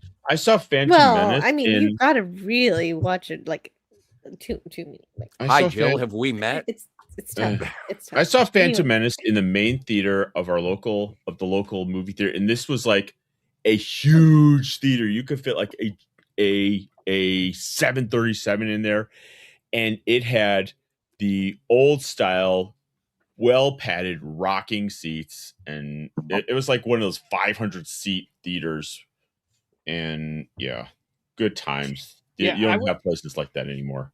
I went to saw Superman last summer when it was. Oops, I'm sorry, guys. Censorship. No, it's the rotation of the. It's we the gotta rotation. Oh no. Whenever I want to look for a different video or something, I end up knocking people out. Vidges. Oh. Actually, I did another time with a scene, an old movie I hadn't seen before, and this was actually a little more random. Like Blade Runner, I think I went and saw in the theater because I'd heard about its legacy. With this other one, they were running just random old movies like they do every month in my theater, and I just decided just to pick one, and I picked Breakfast at Tiffany's. Let's go see this movie. Oh yeah. And you know what? I've never seen it. I think it's pretty good. I know the song. Yeah, I know the song yeah, too. That's all I know. And we both kind of liked it. Horror Stream says, "Is there a Star Trek fan that doesn't think Wrath of Khan is the best? It's second best for me. I love the Voyage Home is number one." Yeah, there you go. I watched Wrath of Khan this afternoon. Some people think the Voyage Home is a bit hokey, but it is that you? Do you think that, Mix? No. Well, yes, I think it is a little bit.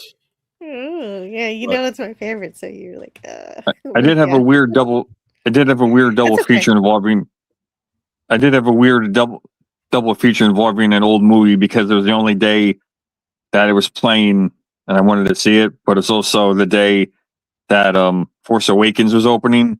So or whatever the first day I could go. So I saw Force Awakens, and then an hour later I saw It's a Wonderful Life. Oh wow! Well, it was that came out around Christmas time, so that would be great. Wonderful Life, after watching that movie.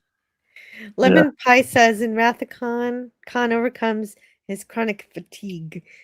I've once again grown fatigued. Oh, syndrome! I couldn't read the rest of it because it bounced off.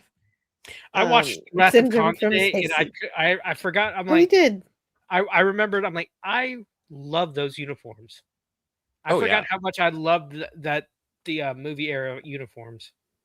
They're like they're tied between that and the DS9 black and gray uniforms are as my favorites. Huva. Okay, I don't know if I'm saying this right. Hovit Al? Hovit Al. Ho ho ho. Last film that drew me to the theater was Godzilla -0, which was fantastic. I love that movie so much. I was thinking of a cross between Star Wars and It's a Wonderful Life. It's like, who's this Kathleen Kennedy? Oh no, George, you went there to save your brother. He shot down the plane that she was on, and then Disney bought Star Wars from George Lucas. Oh no, take me back. When I saw It's a Wonderful Life, there were actually people talking throughout the movie, like kind of being like somewhat rude, where nobody was rude during Force Awakens. And I guess I'm thinking like, I know we've all seen this movie a million times. It's a Wonderful Life, that is, but we're still in a movie theater technically, even though it probably feels weird to see this on the big screen because it's hardly a new release. Yeah, was it like 1946? Yeah, I mean, and it didn't even do that. It didn't even do well when it came out, but it aged very well. But that's also like part of the reason that I go to like I've seen Casablanca a couple of times in the theater because it was a go-to Valentine's Day movie that me and my girlfriend used to go to every year, and which is kind of fitting considering we're not together anymore because at the end of the movie she just takes off. But it would be the reason that I liked that is just having like a room full of people that that just want to share the experience of watching it. It's not just about the screen, but also having that sort of audience collective experience. Same deal with Goldfinger. I saw Goldfinger in the theater, and that was crazy, and that turned into a little bit of a Mystery Science Theater 3000, but that's also because I was stoned. And Scotty said to his girlfriend, "I'll give you a gift for Valentine's Day. Maybe not today, maybe not tomorrow. Maybe not tomorrow, but soon." Sorry. That is great. No, that was good. That was good. I went and saw with a bunch of my friends that awful movie from Seth Rogen, This Is the End. Oh yeah. It was the most awful. I laughed more at the comments of the guys sitting in the row behind me than I did at the actual movie. These two guys behind me, they were cracking some of the funniest jokes like about the movie that I cannot repeat in polite society. That was the same as at Starfleet Star Trek Generations. The wisecracks were for the audience were better than the film. I would have gotten into a fucking fight. I would have gotten into a brawl with people. I remember watching that on VHS with friends, and they were catcalling it. They were not catcalling it, but they were heckling it.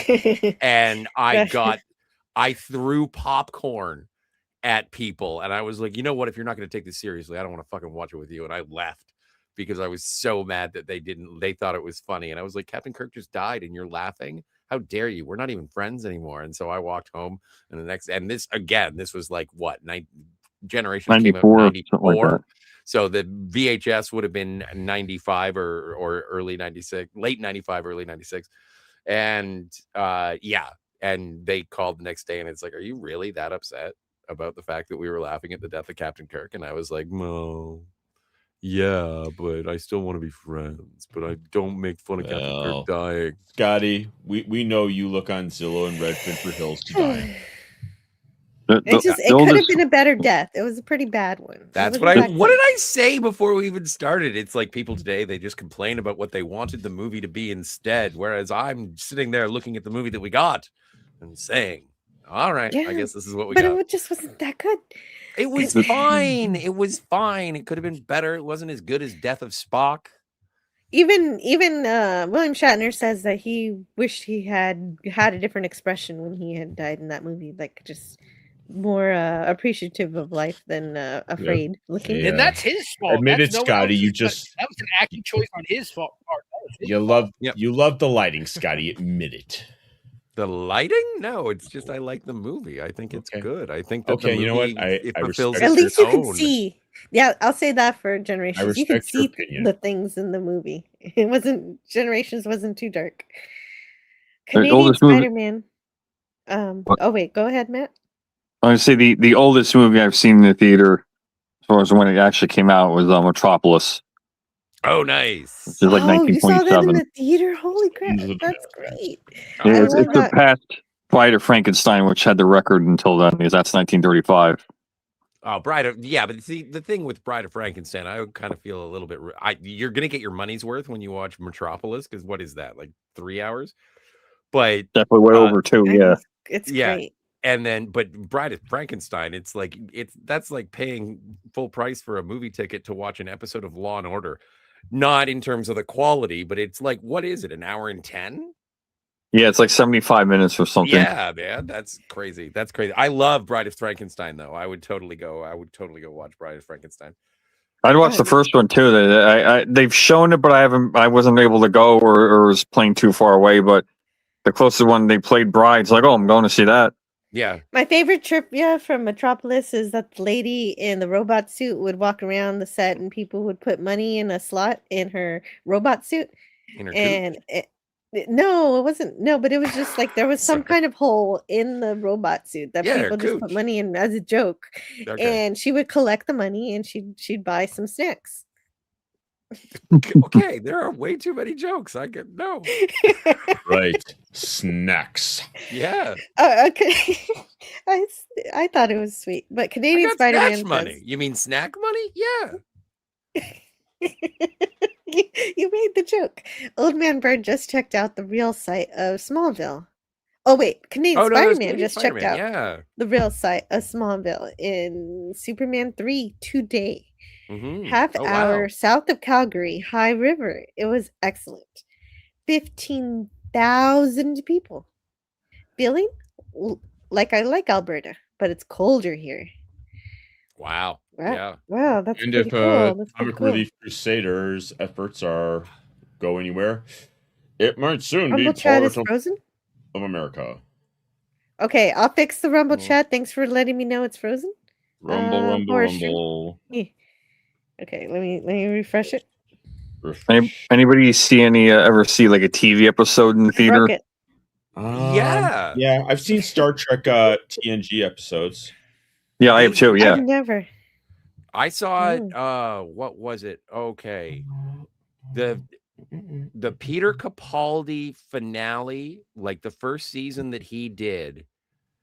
And the finale of that season, they had a special event in Toronto, and I went and I watched that. Oh, nice. Okay. I forget the name of the episode, but I did see it. I saw a Capaldi Doctor Who on in the theater. No, I've seen some. I saw some Doctor Who's. I've seen 2 old. I remember they did the Day of the Doctor. Yeah, that would have been rad. I would have loved to experience watching the Yeah. I would have loved it. That's my favorite. Like, just you learn so much of the Doctor, and answers a 20-year-old question: what happened to Gallifrey? And it's so well done. And I love it. It's like It's like when the general's like, "There's 12. Now there's 12 doctors, sir." No, there's all 13. It's the first time you see Capaldi. You know, and all you do is see his eyes. He's brow. Yes. Yeah. What was I gonna say? I'll be back in a sec. I mean, there there's two Gallifrey episodes in the Fourth Doctor's in Tom Baker's series, and then there's 2 Gallifrey episodes in Peter Davison's series, and those 4 episodes combined really set the original canon for what Gallifrey and Time Lords were throughout the show until Jodie Whittaker. But yeah, I think go ahead. Oh yeah, I've seen 2 Tom Baker episodes in the theater. The finale of the original. Well, I mean, it gets technically different Doctor when Tennant comes back, but like the original Tennant regeneration, whatever his original last episode was. I did see the first Jodie episode in the theater because didn't know yet. Well, I mean, no, that's not really as bad as what's going to come after that. So gotta be fair, it's just okay. It's like, all right, we'll see where this goes. Wow, and then go ahead. And then I saw well, this is a really goofy experience. I did see the 5 Doctors episode in the theater, but I saw it with riff tracks. Oh, well, you know, we will never. That'd still be cool. Yeah, we will never know what the 5 Doctors could have been if it had Tom Baker's full participation. You know, he didn't want to be in it. Yeah, so it is what it is, and he said afterward, you know, he regrets it especially because the proceeds were going to charity. But yeah, I think at that point in time in his life, you know, he had fully crossed over. He has said many times, "I am not Tom Baker anymore. I am the Doctor." Yes. So I've seen a TOS episode, and well, I mean, this is when I did a theater rental, so I put this on this big screen, not them officially, but I saw the Corbinite maneuver in a theater. Oh, nice. Yeah, I would see. I do Balance of Terror for theater. That or Doomsday Machine. Oh yeah, that's good too. I've seen Game of Thrones in the theater. Wow. Officially. What haven't you? The real question is, what hasn't Manji seen in the theater? I actually did see some Golden Girls episodes in the theater. Express link to the. I was expecting him to say, "Oh, well, I haven't seen any actual movies in the theater, you know. I just go see TV shows, you know." Well, actually, it's really been a lot of special events. I mean, well, if you want to count, retro movies as special events, concert films, documentaries. I've seen 30 like riff tracks. That's actually the thing I've seen the most out of anything ever. Well, DVB saw Goldmember in the theater, and Kronos saw all the Austin Power movies in the theater. So I could throw one Austin Power in the theater. Old Man Bird says, I heard on YouTube today that lemon in Japanese is lemon. Is that correct, Canadian Spider-Man? Okay. Okay. We're gonna find out. Dang, Old Man Bird, lemon pie. That might be correct. I can't think of the Japanese word, so maybe. Oh, he doesn't know. There's your answer. Da, da, da, da. And the last Lex in the movie was a joke. Says, the most recent movie. Yeah. The last. Yeah. What's his name? He played Beast. He was with Jennifer Lawrence for a long time. All I could hear. I couldn't get past the voice, and this Lex was just too over the top, in my opinion. It's like, who in the U.S. government would allow him to have his own interdimensional freaking prison where he put everyone who so much as wronged him? It's like, oh, you got his coffee order wrong. To this, you're going to this interdimensional prison where you're gonna die for the rest of you. It was so stupid, and then he gets his ass kicked by Crypto, and it was my least favorite. It was not good. No, I don't think it was a lot of fun. Yeah, Lex Luthor, his big plan is to do, what was it? I sunk your battleship moves. Yeah. to defeat Superman with the clone or whatever. Yeah. Phantom Outsider says Turner Classic Movies a few years ago had on the silent era Wizard of Oz. It was barely a movie. It was under 9 minutes. 9 minutes? What? Wow. I've never seen that. Silent. I wow. I didn't know that existed. I heard a story. I was on this British TV show. This woman it was on the show QI. The question was, they were talking about The Sound of Music, and when The Sound of Music came out, it was so popular in China that this one theater owner actually cut out all the musical numbers so he could have more showings of it. And the movie came out in like 10 minutes. So The Sound of Music without music. I mean, just I don't know. That's I guess that's business for you. Yeah. Let's start at the very beginning, and then you can't say anymore. We'll see you later. The hills are. Yeah. Actually, Jill, I got to get going. Oh, okay. Thank you so much for hanging with us, Matt G. Is there anything you want to share with everybody before you go? Anything you want to promote? Nothing to promote now. Just I don't. say? Yeah, Just any last words? Okay. Thanks for. I've seen Labyrinth 4 times in the theater. 4 times. Wow. Anything you want to denigrate? Oh yeah, that's true too. Yeah. Anyway. Is there something you want to put down? I'm just the contrarian at heart. Well, Scotty, I've seen 2 Tom Baker episodes in the theater too, and some other Doctor Who. Oh wow! Yeah, The Genesis Matt of G is leaving. Oh, okay. Anyway. The Genesis of the Daleks, and how do you say his last episode? Lollopus. Legopolis. Yeah. They had that in the theater. See the Legopolitan. Spidey's never heard your voice before, Matt G. Yeah, saying in the chat. Really? I think he forgot. Yeah, I swear he had to have been in a chat when I was on here. I've been in a panel with him, I think. Yeah. Sounds like story checks out. Sounds like Spidey. No problem. All right, everyone, have a good night. Cheers, Good buddy. night. I'll Sweet see you dreams. Bye. Oh, that's crazy. I would love to go see some classic Who in a theater. Yeah. Yeah. Well, if you're Matt G, he could see anything in a theater. The thing that worries me. I may have been drunk, said Spidey. The thing that worries me is that the BBC is starting to use AI tools to upscale and remaster Doctor Who episodes, classic Doctor Who episodes. And the thing is, when Doctor Who was, they're shot, some of it was in the studio and some of it was on location. And when it was in the studio, they shot it on film. Is it Matt G's birthday? What the heck?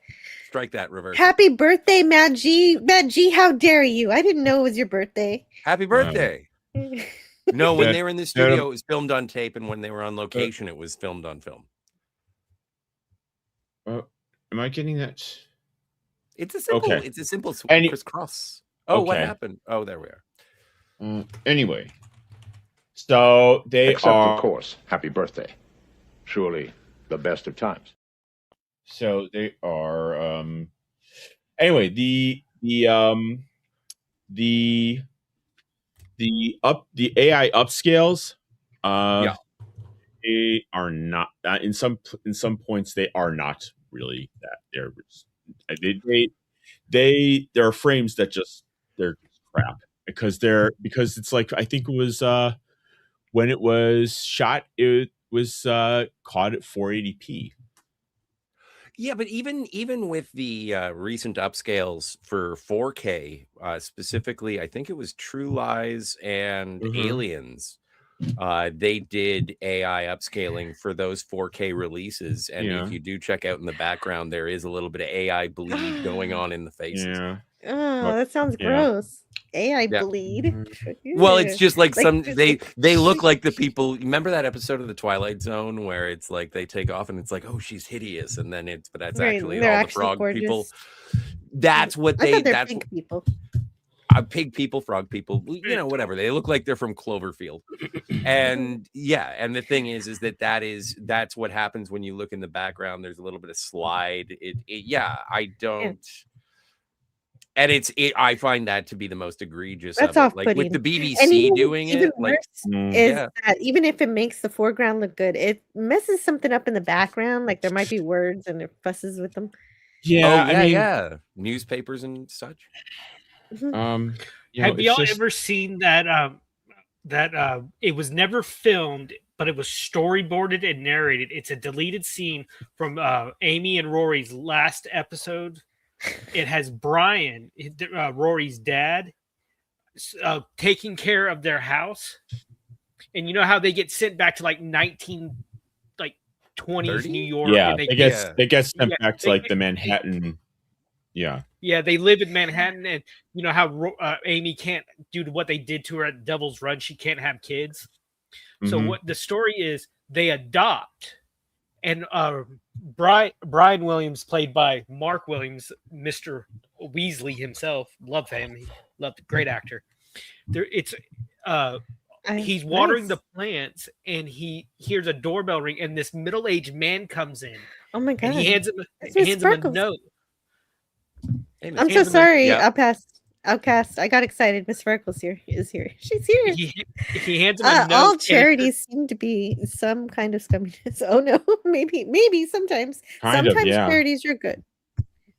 He hands him a note, and it turns out this man is the adopted son of Rory and Amy, and he's almost as old as Brian, as Rory's dad, due to the when they adopted him in like the 20s or the 30s and 40s. And it's this heartwarming moment when you realize Brian's never going to see Rory, his son or daughter-in-law, ever again, but now he's got a grandson who's actually the same age. Isn't River's Song Amy Pond's daughter? Yes, but yes, but she was kidnapped by the I can't remember the Silence. Yeah, it was Silence in the church. Yeah. Yes. So she was never. They raised her, but they didn't raise her because since she's part Time Lord, she can kind of regenerate. And before she regenerated to Alex Kingston, she was Amy and Rory's best friend that grew up with them. Matt. Yeah. They named Melody Pond after Mads, who's actually Melody Pond. So she's named after herself. All right. Because I'm sorry. I got to watch a lot of Doctor Who. I'm not going to follow a long storyline of a Doctor Who story, but I do want to read a couple things off Rumble so I could make sure to keep up with that chat too. It's not very often you can make Jill glaze over, but when you talk about Doctor Who, she's just like, I have so much homework. You gotta really, like, if there's no Daleks involved, I'm probably not gonna. But they went back to Germany in the 30s. Oops, I've said too much. Horror Stream on the Rumble side says, I love different opinions, makes life interesting. And Low Specs Linux Gaming says, Gojira. Did I say that right? Gojira. Yeah, that's the Japanese name for Godzilla. Gojira. Oh, right. Horror Stream says, first movie I saw without my parents was Raiders. Wow, Raiders of the Lost Ark. That's awesome. My first was the Mighty Morphin Power Rangers movie. And I figured out why Rumble will freeze.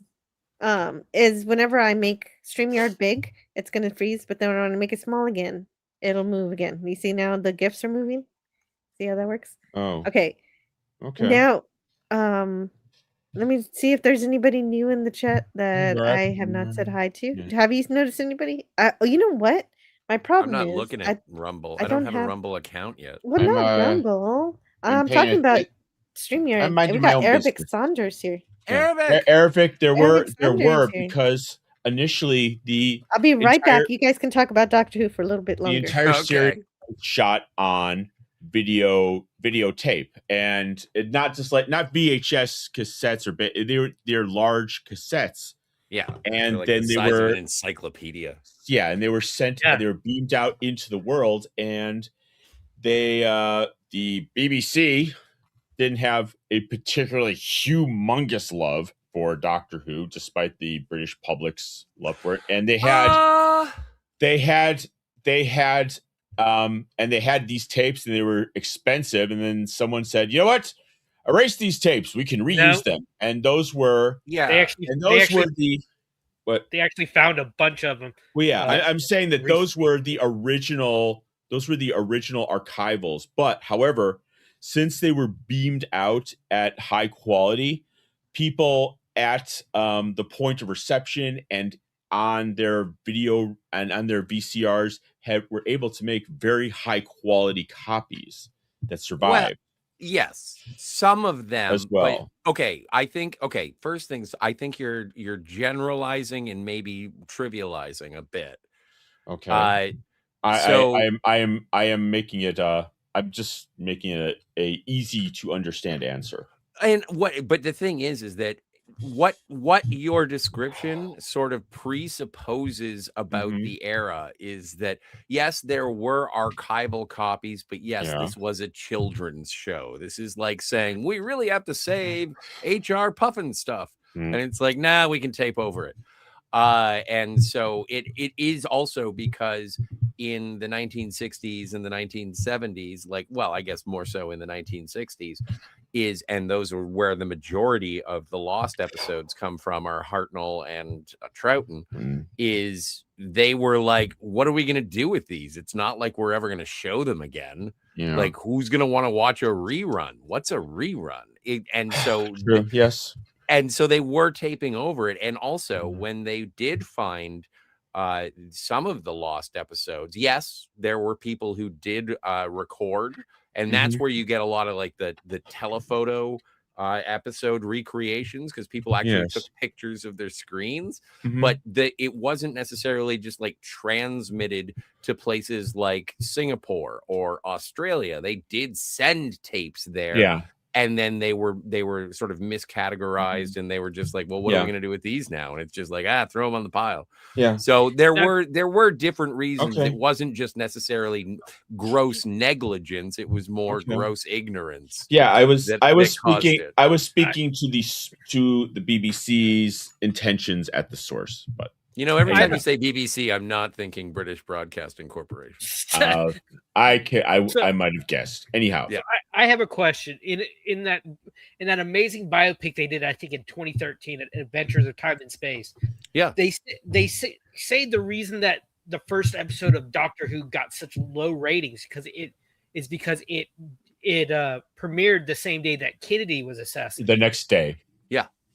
And is that actually true? Yes.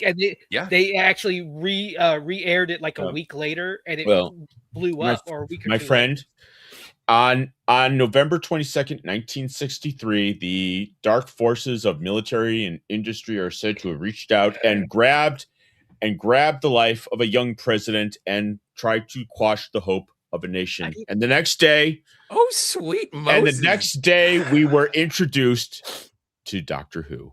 He regenerated. Okay, there we go. I'll buy that for $1. No, that is a true story. The day November 23rd, 1963. They got the guy who played Filch to play the first Doctor is so good. He's so good in the role. Oh, totally. And he comes back again. Yeah, he comes back again at the tail end of Capaldi's regeneration, the episode before the two-parter where he actually. Yep. They meet the Brigadier's father in that episode. It was yes. It was played by he was Mark Gatiss. Mark Gatiss. I wanted to say Matt, but I knew that was wrong. Yeah. No, yeah, he played. And there's like the doctors keep saying like, "Oh, World War II this, World War II that," and he's like, What do you mean two? What do you mean World War II? No, it's World War One. He's like, oh yes, I can tell by your uniform, it's World War One. It's the Great War. This World War. He keeps saying World War One, World War One. He's like, what? He's like, what do you mean World War One? And he's like, oh yeah, spoilers. I always love those episodes where they have different incarnations of the Doctors. Have to, like, yes. Oh yeah, like, Time Crash, where you had the Fifth Doctor and the and David Tennant's Doctor. Yeah, in the TARDIS together. Because they they've done the the five Doctors was like the original thing where they did you mean 4.5 Doctors. Yeah, okay. Yeah. Touche. The 4.5 Doctor, the 5 Doctors is when they did it as a fundraising thing, and then they really started to do their annual thing with Red Nose Day. Yeah. Oh wow. I love my favorite companion had to be Donna's grandfather. Oh, Bernie. Oh yeah, Bernard. I love Bernard. I'm so glad he came back for the recent. He was able to live long enough to have a small part. Yeah, I think that was his last television appearance performance. Because in the very last scene, you hear him off. You hear Granddad off shooting, but you don't see him. Yeah. He had passed away by that point. Mm-hmm. I am well known for enjoying my girl bosses. So my favorite companion is Clara Oswald. I like her and Donna. Yeah. Donna's cool. I like Donna, but I like Clara Oswald more because she's cute. I'm quite partial. I'm quite partial to Joe Grant and Sarah Jane Smith. Well, and everyone says Sarah Jane. I like saying who's your favorite Sarah Jane adventures. I love that. That was so good. But especially the one where she meets the doctors come back. Yeah. That's the only part I've ever seen of the Sarah Jane adventures. I love David Tennant was there. I really did like Joe Grant. I like Ace. Oh, I loved this. I loved it when during Jodie Whittaker's last episode, they bring back every living companion. Yeah. Mm-hmm. And every doctor, like, it's a holographic interface messes up. Like for each companion, her version, and she's still got like the Nitro 9 and her bat and her leather jacket. It's all right, DVB. We don't mind that you did that. I forgot what Jason loves saying. He's speaking of a plant matter flower. My God, our so much that I lost off the chart. We're nerfing everything. We don't even bowl with gutters anymore. We just have those inflatable tubes to make it so that everything bounces and it's nerfed. You didn't bring. I want to see Jesus fight vampires. Scotty, this isn't Nom. There are rules. I guess. You didn't bring your bubble wrap either. So anyway, that's true. Jason Love that's says how you see the lectoids. Oh, right. Yes, they didn't save many. Okay, wait, that's not the one I wanted to read. I lost the right one. I already read that one. Red curry, green curry. Tim Curry. Tim Curry. I will escape to the only place that capitalism has not overtaken everything. My name is Harmoka. Free of the reins of Ceausescu, now going around the world doing good. Tim Curry. It seemed like in the 80s and 90s, he would never say no to a role. If it was like, I love him in Muppet Treasure Island. Yeah. Oh yeah. I love him. I love him in Hunt for Red October. Clue, obviously. I love Legend. Legend. Oh my stars! That is so and rewatch Legend. If you haven't seen it recently, that is pretty damn good, and it's also. What's his face? Tom Cruise is not the center of attention, which is a nice breath of fresh air. But then you get the Shadow. Yes, it's one of my favorite. I love him in that Congo. What that? Okay, Harmoka. This is why I say he never said no. That sounds good. When I was a kid, there was a show on Disney called The Mighty Ducks. It had nothing to do with the movies. It was just a bunch of ducks. They were superheroes, right? Yes, and they were fighting against a dragon warlord. voiced by Tim Curry. Yeah. Oh. Well, Tim Curry was I supposed to be loved the it. original voice of the Joker on the animated series, and Yeah, they were they like, did- "Dude, Wow. you're too They did one scary." episode. Yeah, I actually have a bunch of my. I was going through a I couple would of like to boxes hear that.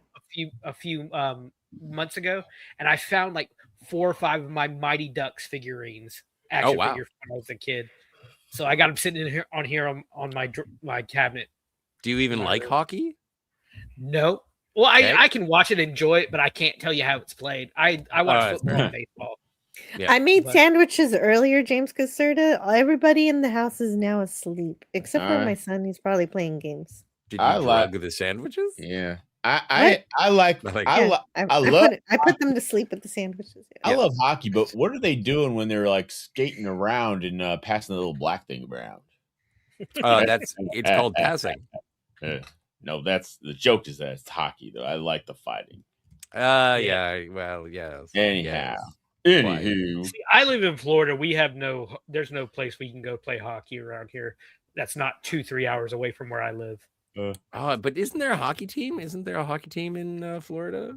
Tampa Yeah, Bay in Lightning. yeah. Yes, and that's about 4, 5, 6 hours away from where I live.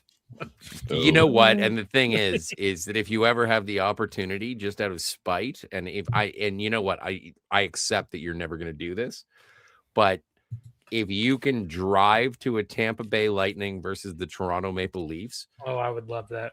the thing is that you'll probably end up spending more than or less than $40 on a ticket. However, if the Tampa Bay Lightning come to Toronto, easily $150, $160 to get a ticket. Like one of the best things about being in a United State of America where it's warm and no snow or ice produces naturally on a regular basis is that your hockey teams are cheap as chips. And yet if you come to Toronto, oh my God, ticker tape parades and bank rolls and it's so awful. Anyway, I don't want to talk about hockey either. I don't know why I brought this up. You brought this up, you and your Mighty Ducks. Yeah. Well, okay. And it's not that. Quack. And it's not that I want to go back to Doctor Who, but Hovett says Clara could have had a satisfactory women spin-off series, but they had to destroy the core show. Well, but that's Hovett wants a spin-off of Clara. Well, no, they did make it so that it could be spun off, but with Maisie Williams, I think is her name from Game of Thrones. But like I didn't want that. I like Clara. I don't like a spin her off in her own TARDIS. What a yeah, that's fine. I'm fine with that. But yeah, no, I'm happy where her story sort of fell off. It was such an amazing introduction. I think it's my favorite introduction to a companion where we see those different versions of her and we're thinking, how does this happen? And then we find out later during when she jumps into the doctor's grave, basically we find it's such an amazing. That's why I like during the Matt Smith era they had these amazing season-long story arcs that David Tennant and Crystal Eccleston was more episodic in nature. And but that also harkens back to like, oh my God, like even the trial of the Time Lords. Yeah. Like you had Colin Baker. Like there was War Games. I still want to get War Games on DVD. Yeah. Because Doctor Who classic one, not the Blu-ray one that is only like 2 hours long. I want the one that takes a full weekend to watch. Because Doctor Who serials after going into Pertwee's second season, they were either on broadcast. They were broadcast as 15-20 minute episodes, and when they were episodized to the US, they were either one part or 2 parts. And if they were 1 part, they were originally four episodes. And if they were 2 parts, they were originally 6 episodes. Typically. I just remember watching Doctor Who on a Sunday afternoon and hearing PBS like, we need your support from viewers like you. Are you trying to say when they sent Doctor Who to the US, they cut out some of the episodes? No. When Doctor Who was syndicated and sent to the US, it was, when I say episodized, it was combined. So it typically was not. Oh, okay, It was got not. you. It was Understand. not. I mean, they might cut off a second or two where it would go, where you would see the outro, but it would, you really wouldn't miss anything. It just smashes everything together. Okay, Yeah, so Lemon but- Pie says it was also Nemesis of Eden's birthday today. He's not here, but happy birthday to Nemesis of Eden too. And Angie, wow. And I forgot. Donnie mentioned earlier it's almost George Takei's birthday, and yes, he is born tomorrow. Because today's Sunday. Okay. And so he's going to be born on Monday. He's born on 420? Well, yes. George Takei. I'm going to smoke a joint and watch Flashback from Voyager. 419. I saw a picture of him recently. Yeah. A rare appearance of him, and he looks bad. Yeah, he was. They're getting old. Yeah, he was leaning on his husband. You'll be lucky if you get old too. No, this is not this. It was bad. This. Wow. Yeah. See, you could tell it's caught up. The years have caught up with him. Mm-hmm. Do you think it's no? I can't make that joke. No, Scotty. no, Scotty is not. I was gonna make. Better. You know exactly what you're gonna say. It's like I remember that one of those. I think it was like season 1 or 2 episode of Futurama where they go to the video store and Fry's like, "Hey, I know what great This the is Star Trek." And it's like alarms go off because it's like a taboo. Don't say that. And they actually got the whole cast that was still alive to come and actually play themselves. Oh yeah. Jars and heads. Yeah. And George Takei was George Takei, Shatner, Uhura, and Nimoy. Walter Koenig, Nimoy. Yes, we had our choice of ciders, both regular and spiced. That's actually pretty good. It didn't have DeForest Kelly though. DeForest Kelly wasn't there. No. He was already passed away. Yeah, and James Doohan wasn't there Jimmy either. Doohan is gone. They had him replaced with who? They had some funny character. Welshie. Yeah, he was the red shirt. But it is like it. That's one of those things. What is it? I recently saw a picture of. I saw a speech by Michael J. Fox. Obviously, he is battling Parkinson's, and so is Christina Applegate. I saw a picture of her recently, like not today, but over the course of the last couple of years, and it was like you're my teenage crush. Okay, who Christina Applegate. Yeah. It's the same way that when I feel he's talking about see Kathleen Turner, and I'm just like, my stars. And so people are aging. Like, look at Kelly McGillis, if you dare. Yeah. And like there are people who age just comes. Take her breath away. I would much prefer, especially when it comes to the ladies, is if you do just allow yourself to age and you don't get all the Botox and the zips and the tucks and all that jazz. But even then, like if you're not in the public eye, why there's no reason for a dude. Like, did you see Gene Hackman? Then the most recent pictures of Gene Hackman before he passed away, and or he Clint looked Eastwood. Or Clint, I wonder what Clint Eastwood looks like right now. Old. He probably looks his age. Look at Brandon Fraser. When he stopped doing action movies, he didn't need to be in buff shape. But now that there's rumors that he's going to be doing a fourth Mummy movie. Well, he wore a fat suit for The Whale. You know that. Well, yeah, I know that, but also he was not very skinny. I saw he had a lot of issues. Like his ex-wife took him just through the ringer during the divorce. Took almost everything he had. Oh, he that had wasn't included in our podcast. No, it wasn't, because we wanted to celebrate what he was talking about. I didn't know. Injured that. You know what? Do you know who recently has released a book? Jada Pinkett Smith. Oh yeah, I saw that. Oh my gosh, no, I didn't know about that. So Power Ranger Johnny has to go. I have to make like Superman and go up, up, up and away. Thank you all. Until next time.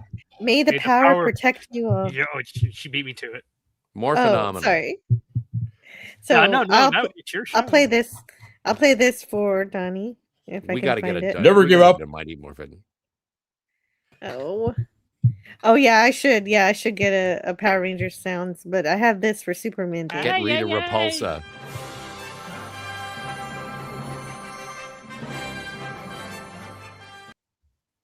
Is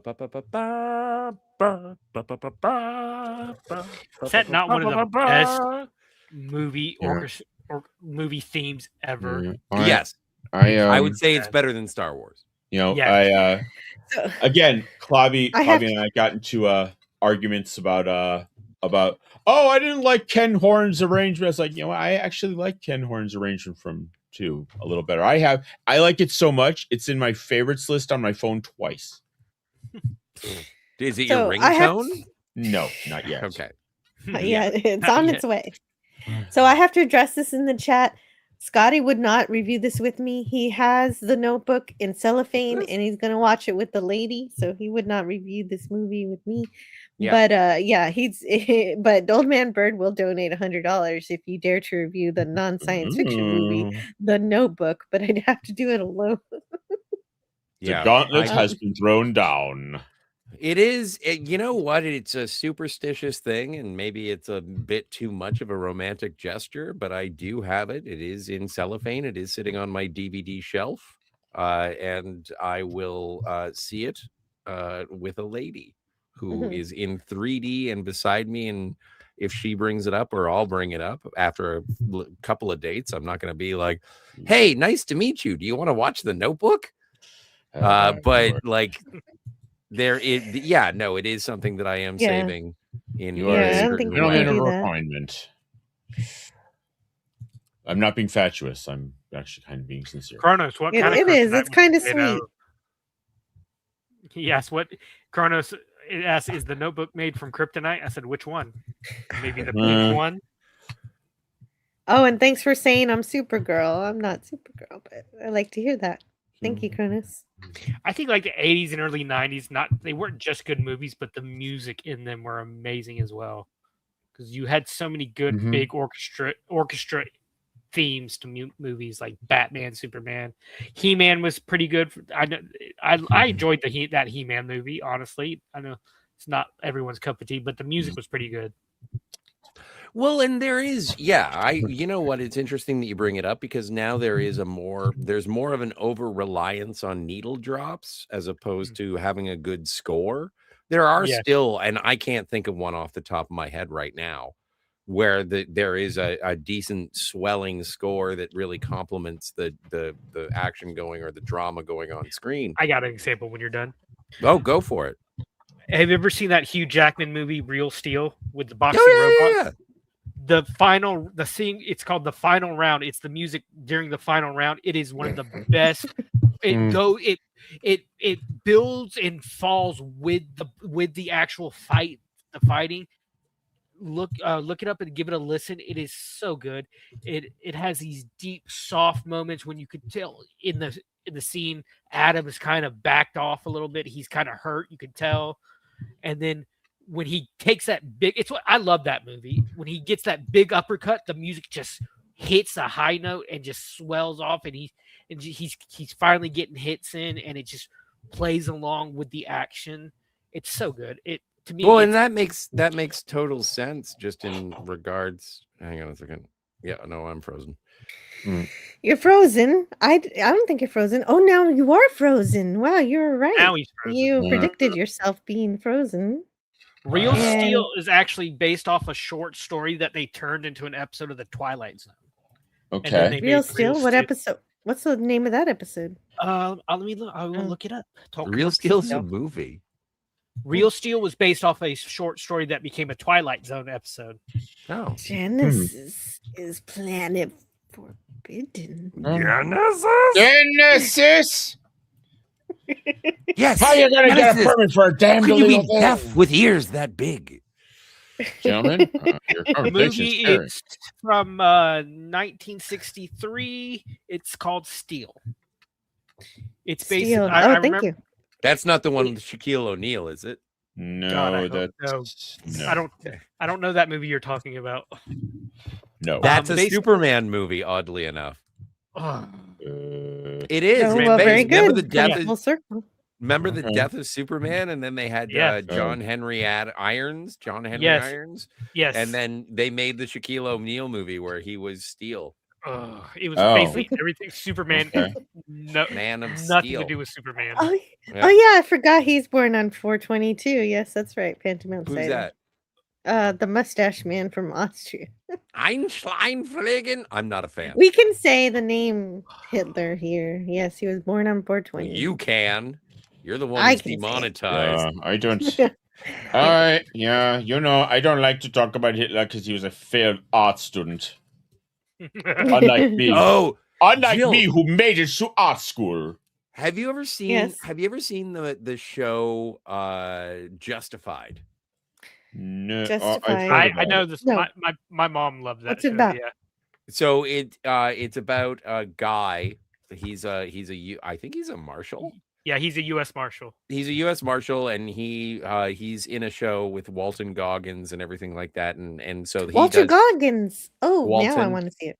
and so he Walton, solves right. crimes, and Whatever. it's I like it's Timothy Oliphant plays Raylan Gibbons. Anyway, there is an episode where there's like this crime that's happening, and I'm diminishing the nature of the drama. It's actually a really good show. But there's an episode where Robert Picardo shows up. Yes, I remember that. And Robert Picardo, he escaped Nazi Germany during the Holocaust. His father, Robert Picardo's character's father, was a fan of the Mustache Man. And then when he left, when Germany lost the war, he never renounced his dislike for the Mustache Man. So Robert Picardo's character hated his father up until his death, and he made it his mission in life to go and find all of the paintings that Hitler had painted, and then he burned them, and he kept the ashes in jars. And so he's like a curator of this museum of paintings, and he knows. I think the reason that the Raylan goes to him is because he's like an expert on forgeries and fakes. And so when it's like, well, how do you know these are fakes? And it's like, I will show you. And he takes him down to this like vault, and it's like, do you see these jars? These are all of the original paintings. Wow. And it's like, oh shit, yeah, no, you're obsessed, but good for you for fucking censoring Hitler. Well, yeah, I mean, there's a lot of the Jewish art of Jewish artists was not destroyed. It was warehoused by the Nazis because they were saving it to put on display as the degenerate culture that they had saved the world from after they were finished. Well, yeah. That's interesting. Lest we forget, Nazis are bad. They are very bad. And poets and painters, never give them power. And well, to quote good rule. Some idiots would quote Khan's like, we gave the world order. Yeah. Anyway. Yeah, that's right. That lady and Marla McGuire. Marla was a painter. Don't give her power. Damn. Anybody, I don't know. I don't want to wax intellectual about leadership because I myself. Picardo was in Inner Space. Yeah, he was a cowboy. Cool. He was in Gremlins 2. Wait, he was. Oh, was he? Was. Oh yeah. Oh, okay. Yeah. He was. He was like, "Hey, partner, what's up?" Was he that? He was that guy in Inner Space. Yeah, he was that guy in Inner Space. Oh wow. Okay, cool. Wow. Yeah, I reviewed it with Tony Struck of Iron. He- I think he was he asleep was- when I was reviewing that. He was the voice of Amazo in Justice League as well, Robert Picardo, the like android who could like he's like godlike powers and wants to kill Lex Luthor. Great episode. Lemon Pie says Justified was pretty good the first few seasons, but like many shows, after 5 seasons, it fell off in quality. Well, that's good to know. The warning there. Yes, in Inner Space, he was the cowboy. He was the tech buyer. There you are. Yeah. No, I remember. I just hey, Pudgy. Pudgy's here. He hugs everyone. I remember that, his introduction scene was he was on the plane with a cigar, and the flight attendant said, you can't smoke that on here, and he puts it out in his hand. And he says and he said to Meg Ryan, it's like, I make love with my boots on. Anyway. Yeah, he does. Amazon adds the powers of any hero he encounters. Amazo? Who's Amazo? Yeah. Does anybody who know? Amazo is a android in DC who can basically copy any power he comes in contact with. In the Justice League cartoon series, Lex Luthor takes advantage. He's very naive, still kind of like the mind of a child. Lex Luthor takes advantage of him, and he ends up leaving to go into space, but he returns, and he's, instead of gray, how he started, he's gold, and he has like godlike powers and wants to kill. He like takes out every superhero in the DC world. He takes out every Justice League member, which are hundreds of superheroes. He takes out, and they convince him not to do it, and he goes off and tries to find himself. I just gotta say for me one of the funniest single lines in Inner Space is in the beginning when he's drunk and he's with the other pilots, and he's like, hey, unlike you, when my time came, I didn't take a dump down the leg of my flight suit. Classic Dennis Quaid. Yeah, that's pretty good. I enjoyed it. Wasn't she in Stargate SG-1? Who was in Stargate? Vanessa Angel, yes. Vanessa Angel was in an Angel. episode. Yes, she was in an episode of SG-1 where she plays a Tok'ra, the good carriers of the symbiotes, and they find these armbands that, oh my god, yeah, she had that outfit that was really she played in the TV show of Weird Science that they did. She was Kelly LeBrock's character. Does Outpost Nerd disagree? I don't think I groaned at that. I don't remember what I groaned at Lemon Pie. I never watched it very much. I saw clips and stuff. My mom watched it religiously. Well, I got a lot of starred comments here. Oh, go ahead. As a quick aside, that Cobra Kai was not the first. Was not the first Karate Kid television show. There was a comic. a Saturday morning cartoon starring Mr. Miyagi, Daniel, and they were looking for this shrine. They would always find every episode, but it would always disappear. Did you like it? I thought it was fun. Yeah, because the intro was like do do do do do do do do do do do do do bum bum bum bum Karate Kid. Anyway. Yeah, geez. Pudgy is here. He is. And I did see he's got a new avatar, a new look. Pudgy's got a whole new look. 3.0. Al, my favorite old movie orchestras must be The Last Starfighter and Conan's Theology. Well, have I got something for you then if you like The Last Starfighter? I've got a few clips from The Last Starfighter. May the luck of the 7 pillars of Gulu be with you at all times. And maybe this is more of the music.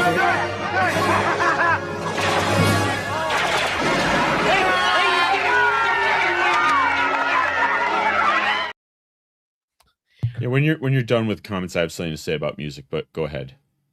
Okay. In that case, I'll play one more. Hit the brake! Hey!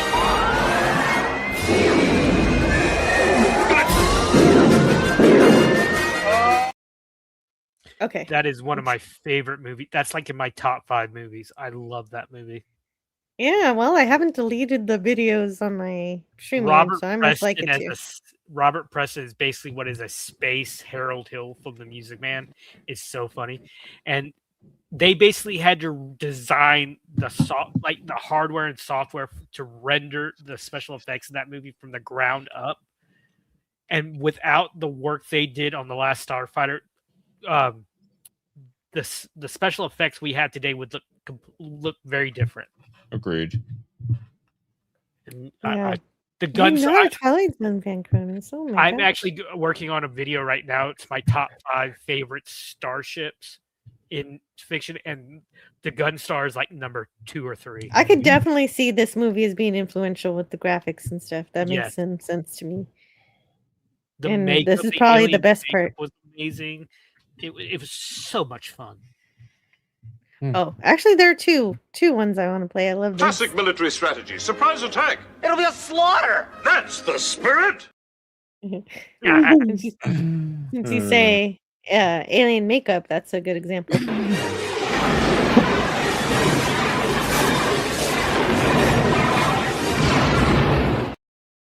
There's the death. Yeah, that's pretty great because it just feels like when you get the invincibility star in Super Mario.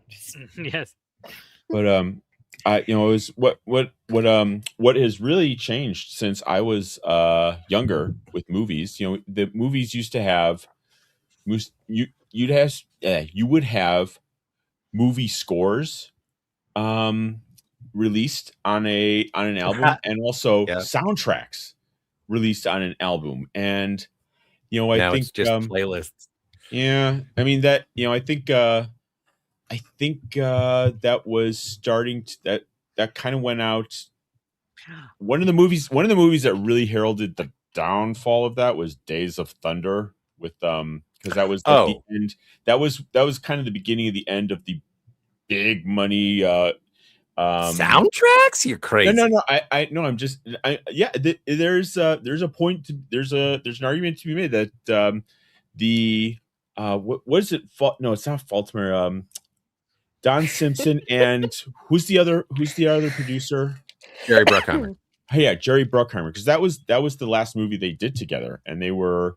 That's not true either. They did The Rock together, even though they dissolved. Okay, sorry, The Rock. They did Con Air together. Yeah, I stand corrected, but that was. But Godzilla, like Godzilla '98, that had a soundtrack. I'm not saying that was the end, but it was the beginning of the end of that of that model of. I disagree because you ask people about the Matrix soundtrack or the American Pie soundtrack. I didn't say it was the ending. I said it was the beginning of the end. Yeah, but it's like 10 years before several, like at least. What do you mean it's the end of getting the soundtrack with the movie? When did First Contact come out? I remember the look of disdain on the record store clerk's face when I picked up the First Contact, and I got it simply because I loved that rendition of Magic Carpet Ride, and it was the first time that I really got into Roy. What on earth? What kind of record store person is going to be snooty towards? Record store people, video store people. They're snotty. Yeah. Oh, but we have a request from Gavin on the Rumble side. What do we do now? What do we do? We die.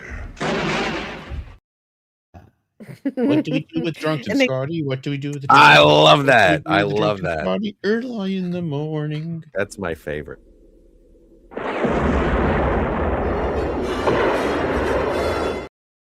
I always found it funny that huge ship crashes into the moon and there's no debris. The moon is untouched. If you look at it, it is really untouched. It's beautiful. I love it. Someone should have asked Artemis about it. What do you think I'm glad we didn't get that reenacted. The Coneheads took out of the moon. Yeah, that's what I loved. Coneheads. That's my favorite. Yeah. It was a good movie. It was underrated. It was cute.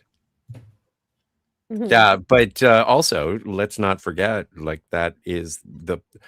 Aren't there Transformers on the moon? Isn't that why the space race happened? And there are also a Nazi fleet on the dark side of the moon. So yes, Iron Sky. Yeah.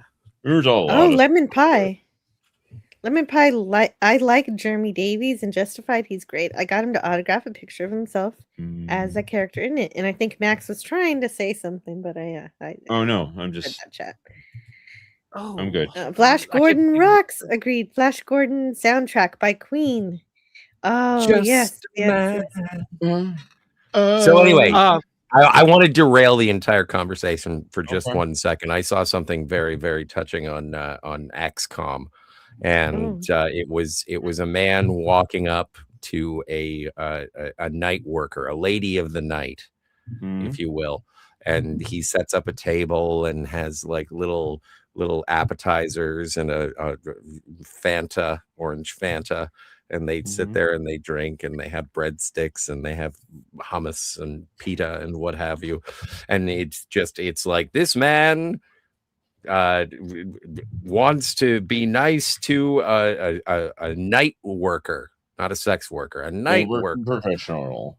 And so it shows these two people sitting down platonically, breaking bread, drinking non-alcoholic beverages, and it seems like such a lovely thing. But it occurred to me while I was watching this, because the first part, and I was like, oh my, and then I realized, don't make a viral video that your pimp will see, because they're probably going to be pissed that you were sitting down having lunch in the middle of your shift. Good point.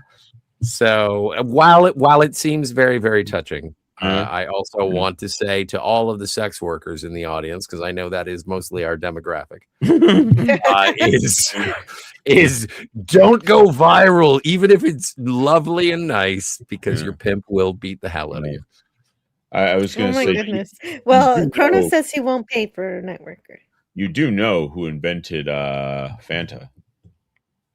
Yes, I do. Good. That's my kid's favorite soda. Well, you know what? Maybe you should sit down and have a serious talk about the Mustache Man. Yes. No, I didn't know. Yeah, really? Fanta is a division of Coca-Cola that was sold in Nazi Germany because they didn't want. Was it a division, or was it because oh, it's a division. Coca-Cola was okay, but basically Coca-Cola America stopped exporting Coca-Cola syrup to Germany at the time of the war, and well, somebody over there had a pretty big hankering for it. Yeah. Well, but the same thing happened in Soviet Russia after the war as well, is that they were like, it was a crime to have Coca-Cola, but there was someone in the higher ups of the Soviet bureaucracy.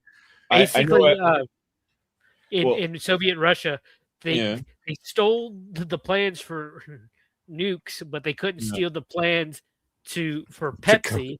Yeah, it was Pepsi, because Pepsi would sell them the syrup and it would be bottled in Russia. Yeah.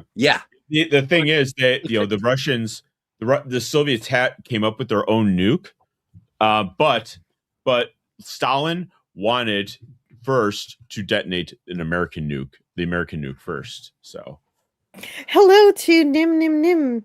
Good morning, infidels. There's a funny story I got told by a retired news anchor from Los Angeles, is that he went over to the Soviet Union on a story, and he was talking with someone about Jif peanut butter, and not 10 it's minutes pronounced later, GIF. Thanks, Scotty. Not 10 minutes later, knocked on the door and said, "Here, sir, have some peanut butter." And it was an unopened jar of Jif peanut butter in the Soviet Union at the time of the mid 80s.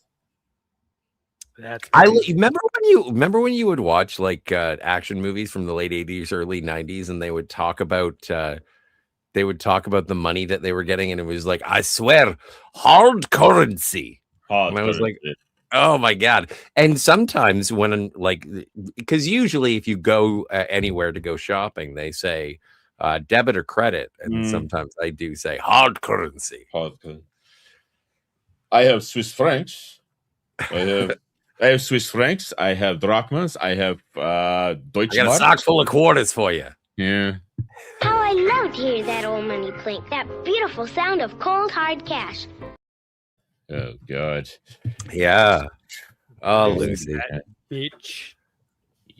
You football smearing. I'm Hey, man. suing you for intentional infliction of emotional distress. I didn't realize, Jill. I didn't realize people would get so triggered by Lucy. I know, but she is based off of Charles, his actual wife, like wife or ex-wife, or one of his loves. One of his past loves.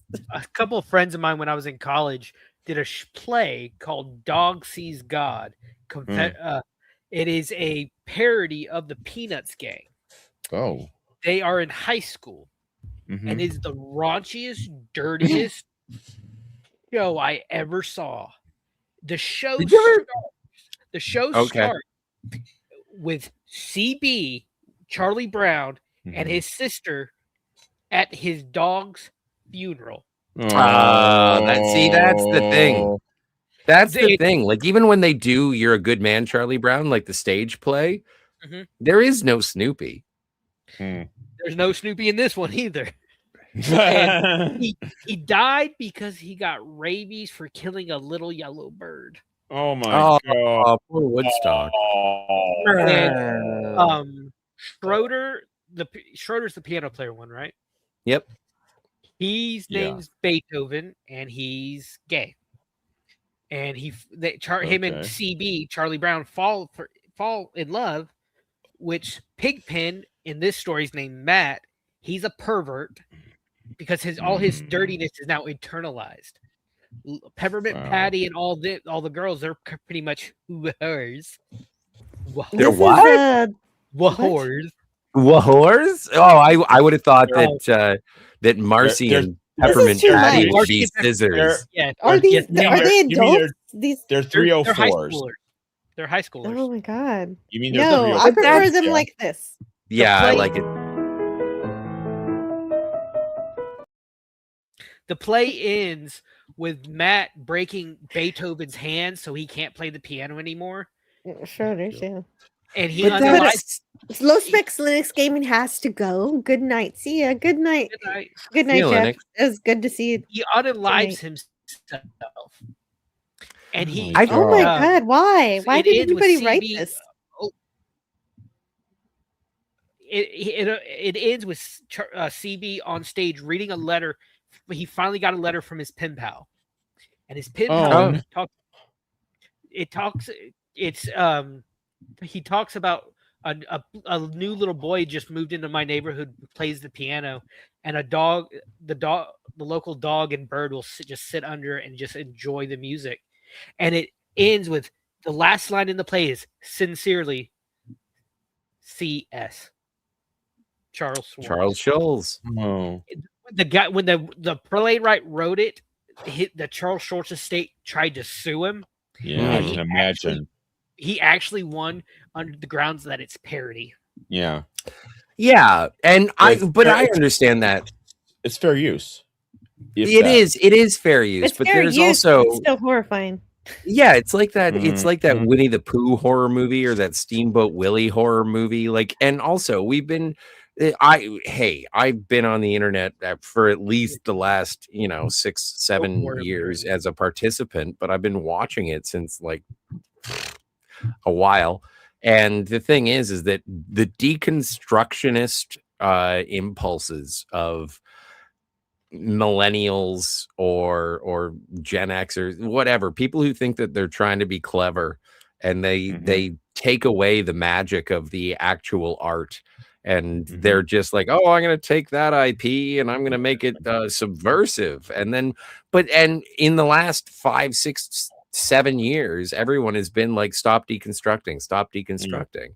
And They're that not- started like, they're not coming out and with it anything didn't new. start, but it was definitely represented in The Last Jedi. It's like, why are you taking away the magic of the things that we love? Whereas Exactly. you watch something like The Last Starfighter, and that movie on its own, without a trilogy, without a legacy, without action figures, although there might have been action figures, it's like that movie is magic. I would hate to see somebody write The Last Starfighter 2 and Alex is drunk on his couch playing Xbox. Scott, prepare to get mad. There are actually talks right now to seriously look into doing The Last Starfighter. Oh no! I know that they just announced that they are making a comic book. They are making a comic book sequel. But it's one of those things where like I get pissy when I get my I get my news feed, and then it's like they just unveiled the new look for Captain America, and then it's for like a mobile game, and I thought it was going to be for Doomsday, and it's like, oh, we're finally getting a sequel to an 80s classic, and it's got the poster for The Last Starfighter, and it says such and such comics is releasing a comic book, and I'm like, that's great. I appreciate the effort. Good hustle, kids. But no, that's not a sequel. That's just that's fan fiction. Jason Love says, why would anyone write this? Severe emotional trauma. I mean, at least, was it funny? At least the way it was very funny. It was the way you described it. It sounds awful, but I will maybe say this: if it was funny, then the original, a lot of the substance and background in the original Peanuts was based on Charles Schultz's personal trauma, childhood and stuff.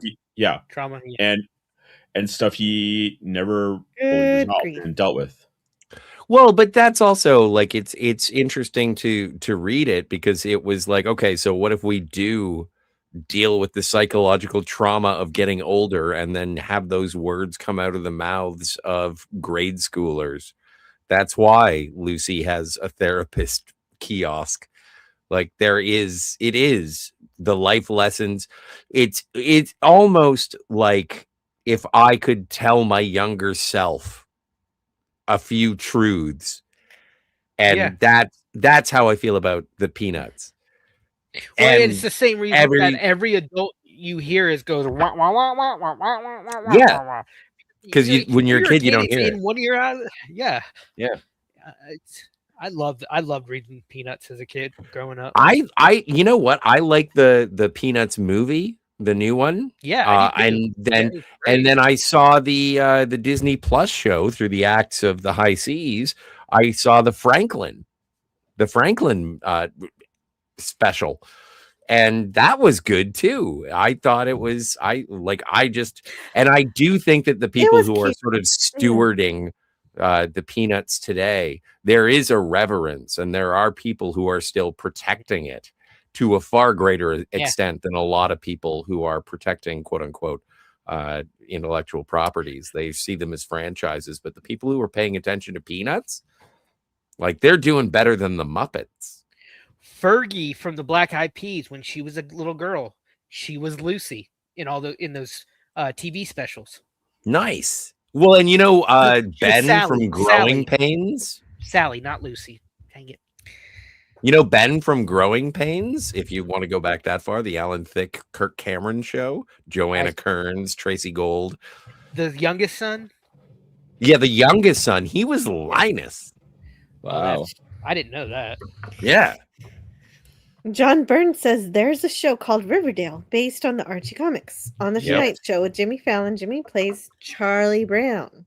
All the adults speak the wah, wah, wah, wah, wah language. Plus, Lucy pulls the football. I imagine there's more. He hasn't written it yet. He hasn't written it yet. Yeah, the show Riverdale, it is like a dark version of the Archie and Friends. Mm-hmm. Like it starts with like the first scene is someone dying in the river. Like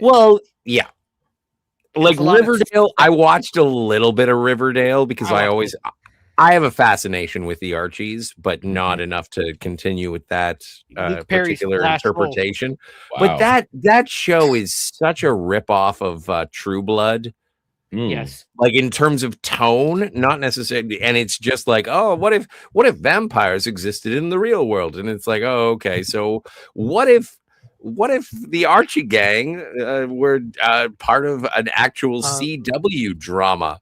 And it's just like, yeah, no. Who was the Archie character that had the hat that looked like a crown? Jughead. One of the kids from one of the twins from Zach and Cody played him. I remember him. Yeah. It was Luke Perry's last role when he passed away. And the Chilling Adventures of Sabrina actually did a crossover episode since they're set in the same world.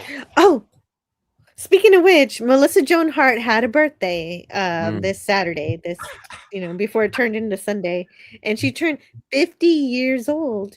And so of course she was Clarissa Explains It All in the original Sabrina. Yeah, it made me feel old too. Her mom. Oh, Kiernan Shipka. Kiernan Shipka plays Sabrina in the Netflix. She's pretty beautiful, great actress, very beautiful. Yeah, she was on Mad Men. I saw her on that Rock Chris Evans Christmas movie they did recently called Red One. She was the was she? She was the witch. There's a in Christmas. The Christmas. She was the villain. She's the witch that supposedly eats the bad kids. Which old witch? Grilla. Grilla of the Woods. The character. She's supposedly Grilla is this in Norse mythology, like Norwegian mythology. Is a witch that from the woods. Hansel? No. I just had to. Yeah, I love Looney Tunes too. Lemon Pie says Red One. In 1989, Gorbachev visited a grocery store in Texas and was very impressed with the variety and abundance of goods. And it made him realize they lost the Cold War. No joke. I bet it was an HEB. I love HEB. Such a great grocery store. And a few years later, he was deposed. Yeah. Yeah. That by a drunk. The wall falls. Yeah. Boris Yeltsin, my favorite world leader of all time. Boris Yeltsin. Who cares? The world's gonna end. Who cares? Boris Yeltsin came to the White House, got so drunk he ran out on Pennsylvania Avenue in his underwear. Next night, he did it again. Sounds like a thing I would do. I want to be Prime Minister of Canada just so I can do that at the White House. Yet, you would fit in. I would. In 1995, Norway launched a 4-stage rocket to study an aurora borealis, and the army, the military generals were so convinced it was the beginning of an invasion, they brought the nuclear football into him and says, you have to launch now. And Yeltsin, who was drunk at the time, said, Yet, it cannot be. So. Well, good for him. Yeah. Thank you for our continued survival, drunken Russian. Oh.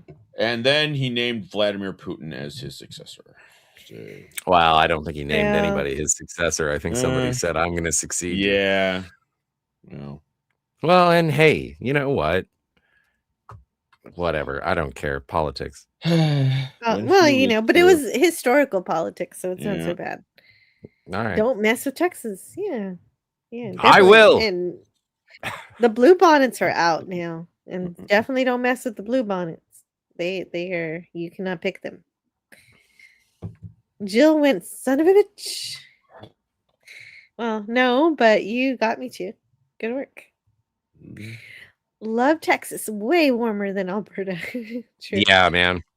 That must be, and that must be difficult for you, Spidey, just in terms of the change in climate. Well, yeah, you were already from a cold place, and you went to a colder place. Yeah, now you're inside, and you don't have a fire pit. Yeah, you don't have your fire. You don't have your wood to chop. Oh man, you'll figure it out. It'll all get better. This is part of the journey, but the destination. It's a new adventure. It's gonna be faboo. You're gonna find a home and a hearth. I'm from a part of Texas that doesn't even have HEB. Oh, that's so sad. Oh, I didn't know there was a part of Texas without an HEB. That should not be. What's HEB? Lemon Pie thinks Kroger's is better. Grocery store. For real? Really? Really? Oh, no, I do mean, not well, know if it could be Kroger's found is anywhere. better than Albertsons, so so there. We have Publix down where I live. In Riverdale, Lachlan. Can somebody read this? Who knows what this is? I got it. In Riverdale, Lachlan Monroe from the Scream movies and White Chicks played Archie's father. Huh.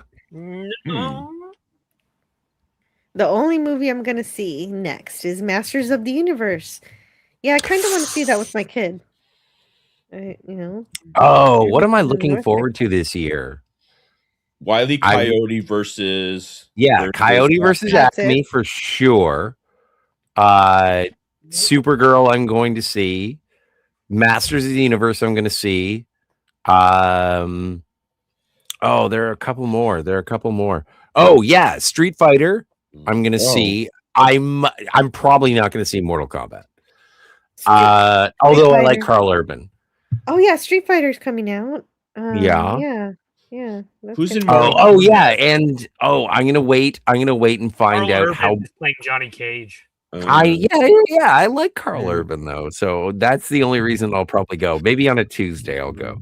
What was it? What is it called? The new Spielberg one, Disclosure Day. I might see that. Because it just looks. I think it looks fucking boring. So those are the ones that I'm looking forward to and also not.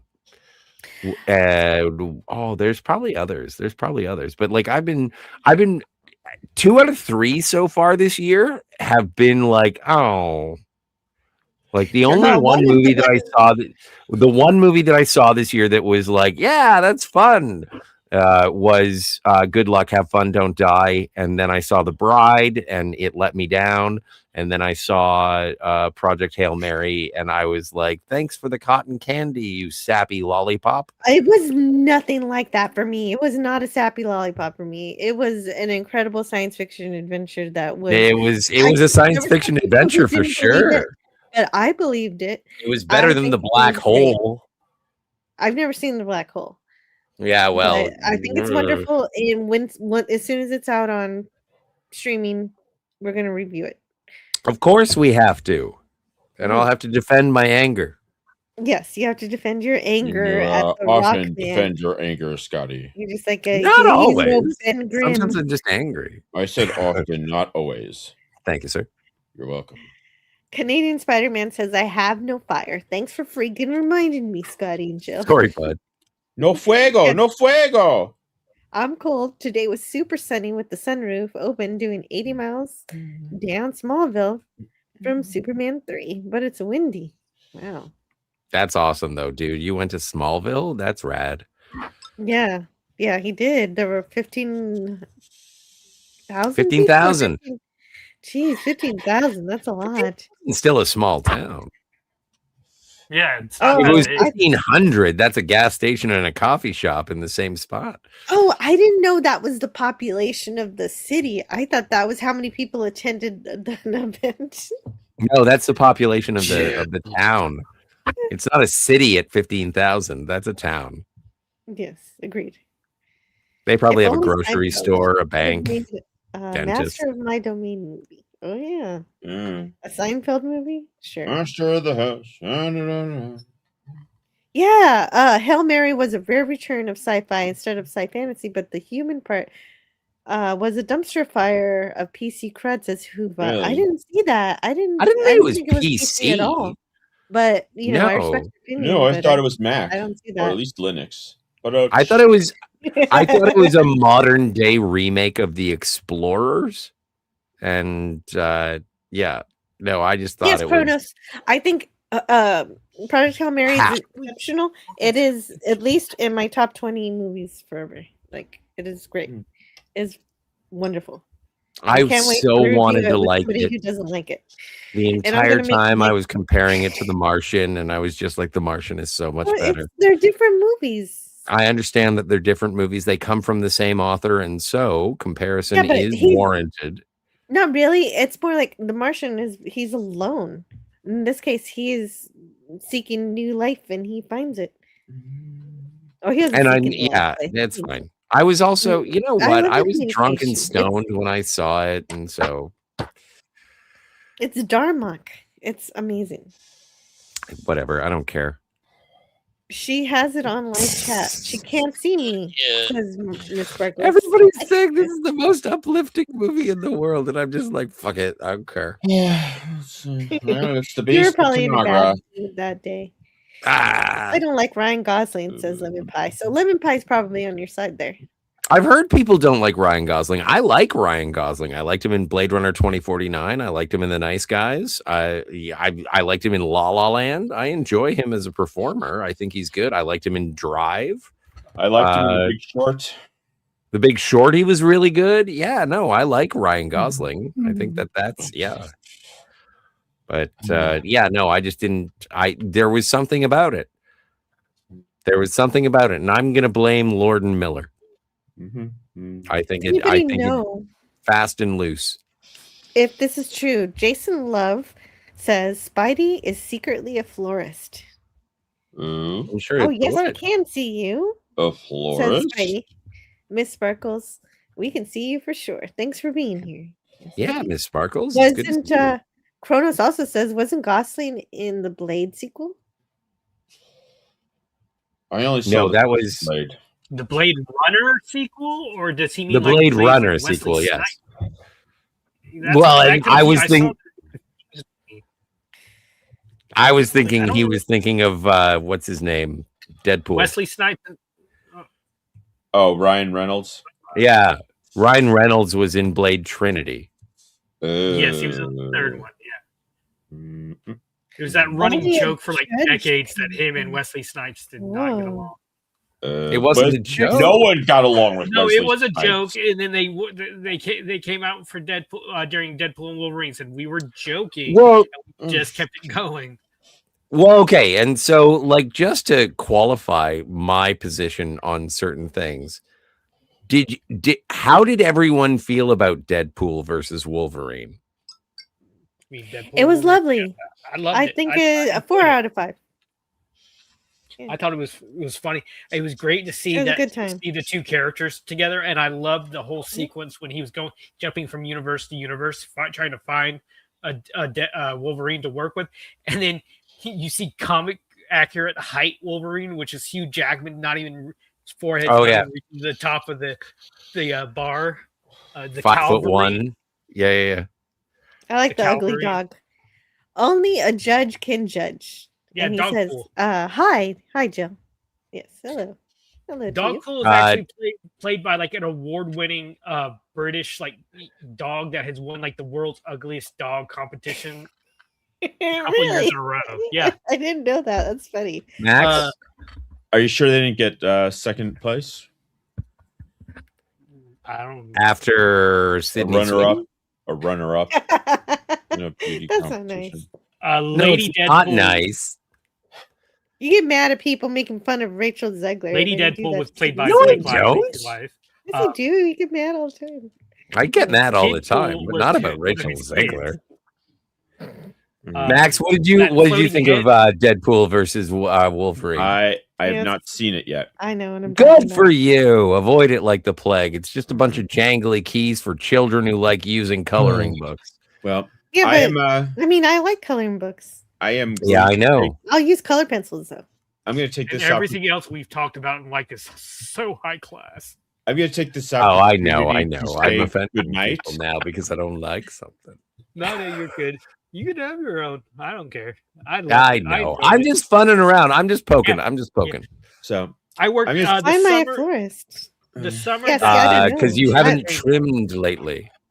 Oh, not Jill. gonna touch that. Yeah, Max. I'm going to Neither take would this I. opportunity to say good night. Oh, good night, Max. I have some Hold other on. social activities, and Ooh, fun. Oh, that's yeah. exciting. Okay. Well, I hope you have fun with whatever. yeah, social fun on the activity- bun. Yay! Anyway. whee. But it was Okay. good to hang out, and Actually, this is better. no, I wish to be on the other side. No, I'm just kidding. You can, but you have to get rid of the chat. Anyway, so excellent. Now I am on the right side of history. Is this planet Houston? No, idiots. Planet Earth. Okay. It has been fun. Thank you, Max. I hope you continue to have fun until it's time for you to sleep. Good night. Yes. Thank you very much. Take care, Scotty. See you, man. Be safe. I refuse. Okay, that's what I thought. All right. Safe is boring. See y'all later. Well, if you don't be safe, just don't sign up for digital ID. You know, don't give people your ID. Just make sure there's no video cameras around. Well, I live next to I live right next to the ocean, so I can just grab a boat and paddle out if anything gets too bad. Have a good night. Cheers. Good night. Night. Goodness. Oh, Max is fun. Thanks to Max, and earlier thanks to Tiger Stripes, and yeah, so now we are 3. We are, but I'm also gonna go. But you're also gonna go. Okay. Might be so time to call it. Okay, Not so immediately. you want to leave too? I still have half a bit. beer, so I'm I was gonna say, I need almost another there. drink. I'm almost there. Oh, okay. Yeah, I mean, if you guys want to go, just let me know, and I'll see you out. Are you leaving Outpost Nerd? No, I can stay a little while longer. Okay. I was trying to find where I was in the chat because there's just so much. There was a lot of excitement tonight. I didn't go through any of my topics like I was going to talk about digital ideas. Like, there are people who they say in some countries where you're having to do this thing with your phone where you have to give them all of your biometric information or your ID to them, and then or else your phone is going to get cut off. I don't think that's cool. That's not good. It's just not a good thing. Hell no. Well, but it's so interesting because you, like all of us here, have been going through what you've been going through with your channel in terms of demonetization and being. That's why I've been into this stuff right now. Yes. Yeah, ditto. But the thing is that with this sort of transition of the level of power that the Canadian government has, there's been a lot of censorship and surveillance that has been introduced, that has been constantly batted away by the opposition party in Canada. And now that it is a full-on majority government, the things that are happening are sort of real life. You know what when you see people in the United Kingdom in England, and it's like, did you post this? That's hate speech. And then like the police are at your door. And so because you and I know each other so well, and I think a lot of the chat knows me, is that now that it's a possibility that the police could show up at my door if I post things. I've been trying. Really? Does that happen so in Canada? hard, so hard. It has once, but there have been people who have been fined by virtue police. What is it? I forget what it's called because it's late. But and that's the thing, is that now when I can see it, I feel like James Bond walking with the gun barrel following after me, and I just want to turn and be like, I'm gonna say inappropriate things, and I just want them to show up and be like, you can't say that, and I'm like, oh.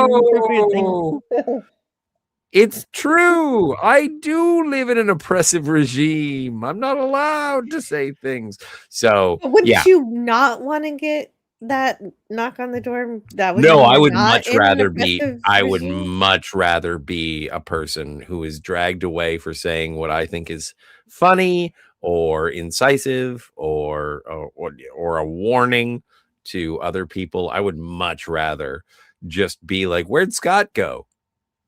Because that's what would happen, and that's exactly what happens in oppressive regimes. That's what happens. I'd have to know where you went. Yeah, Somebody but better you tell would me. never find You out. wouldn't be able to get no. Your mom better There'd be tell no me. way you could contact. Somebody has to tell me. It's like, imagine, like, you're arrested, you're in Gen Pop, and you're standing there in your orange jumpsuit, and you see this big guy, giant guy, tats. You know, he's got the tear tattoo, so he's what do you got the guy, small little guy, like little wiry guy. What are you in here for? Oh, I killed a man. What are you in here for? I stole old lady's purse, and shanked her. What are you in here for? I told a joke. Yeah. It's basically what it's becoming. That's what it, Yeah. and there are people. That's down the here moment when saying, you're in prison and you realize that you're going to become a human fleshlight. Well, anyway, I just had to mention that because it is relevant. Because it's gonna, like, hopefully it doesn't. It's not just happening in Europe. There's Californians doing it too. That's what's bonkers. It shouldn't be happening in the United States. That's not right. I am a firm believer in freedom of speech. I'm a firm believer in the First Amendment. Unfortunately, I live in Canada, so the First Amendment does not apply to me. But yeah, no. But that's what I'm thinking. If they try to do that, won't people just rebel and make their own? Like, can we just? Look what we just went through a few years ago worldwide. Yeah, the You COVID, think and everybody no one went did crazy. anything. People, Texas wasn't that bad. We I kind live of in fell Florida. for I'm about so a lucky. yeah. Texas and Florida, I think, could make a stand better than a lot of the other states. A bunch of people whose livelihood was based upon their ability to cross a border were not allowed to make their livelihood because they were not allowed to cross a border. When presented with scientific information as to how the restrictions and preventions were doing the square root of jack squat, they decided to occupy and hang out and protest, sit in peacefully with a bouncy castle in the nation's capital. And the sad ass cuck who happens to be balls deep into Katy Perry now decided to call the army on anyone who wanted to protest his decisions. Well, now I'm fairly certain that any resistance that the current Canadian government meets is going to be met with that same level of overreaction and oppression to make people shut up. And I cannot wait to be a person who does not shut up. Yeah. All you have to do is say no, and they can't do it to everybody. I mean, Yes, they can. Yeah, they can. Well, you keep saying there's a lot that. more military than there is me. We can have an alternate. We can have an alternate cell phone network system. There are companies that try, And they'll outlaw that too. They're still very small. Their coverage is nowhere near as big as the other companies. But Jill, they don't really need the military to do anything to you. All they have to do is go sit at a computer and click the option freeze bank account. And then you are totally screwed. Because that's what they did to a lot of the truck drivers. Remember, Scott? Yeah, I do. I just had to laugh because Chrono says Canada has a military? Bunch of snow. Well, that son of a bitch called me Canadian a minute ago. How dare you, Chrono? Well, pretend you're going to comply, then take all your money out and don't deal with the bank. You get flat, Jill. I will conduct all of my financial transactions with DVDs. Anyway, Spidey's happy because now I'm going to get disclaimers like him. General Jill is organizing the rebellion. Like Princess Leia. More than 900. No, not really. This isn't even that big of a rebellion. It's just I want control over my personal data. That's all. You don't have it. They get plenty of my information from my cell phone. I give them everything already. They can have whatever they want right now. Why do I have to be in their database? Because you are alive. You are not a person to any government. You are a number. Oh, what was it? I am not a number. I'm a human being. I was talking to my ex a little while ago, and I was complaining about privacy online. And she sent to me, she was like, it was a meme. And it was basically, oh, your privacy, that thing that hasn't existed for 5 years. And it's like, okay. And I remember having that conversation with her 17 years ago, 16 years ago, and being like, aren't you worried about your online privacy? And she's like, I don't have anything to hide. And now she's finally come around to, there's nothing I can hide. And it's like, you placid piece of Canada. Canadians are so placid and willing to accept whatever comes down the pike. And I just, I would rather be punished.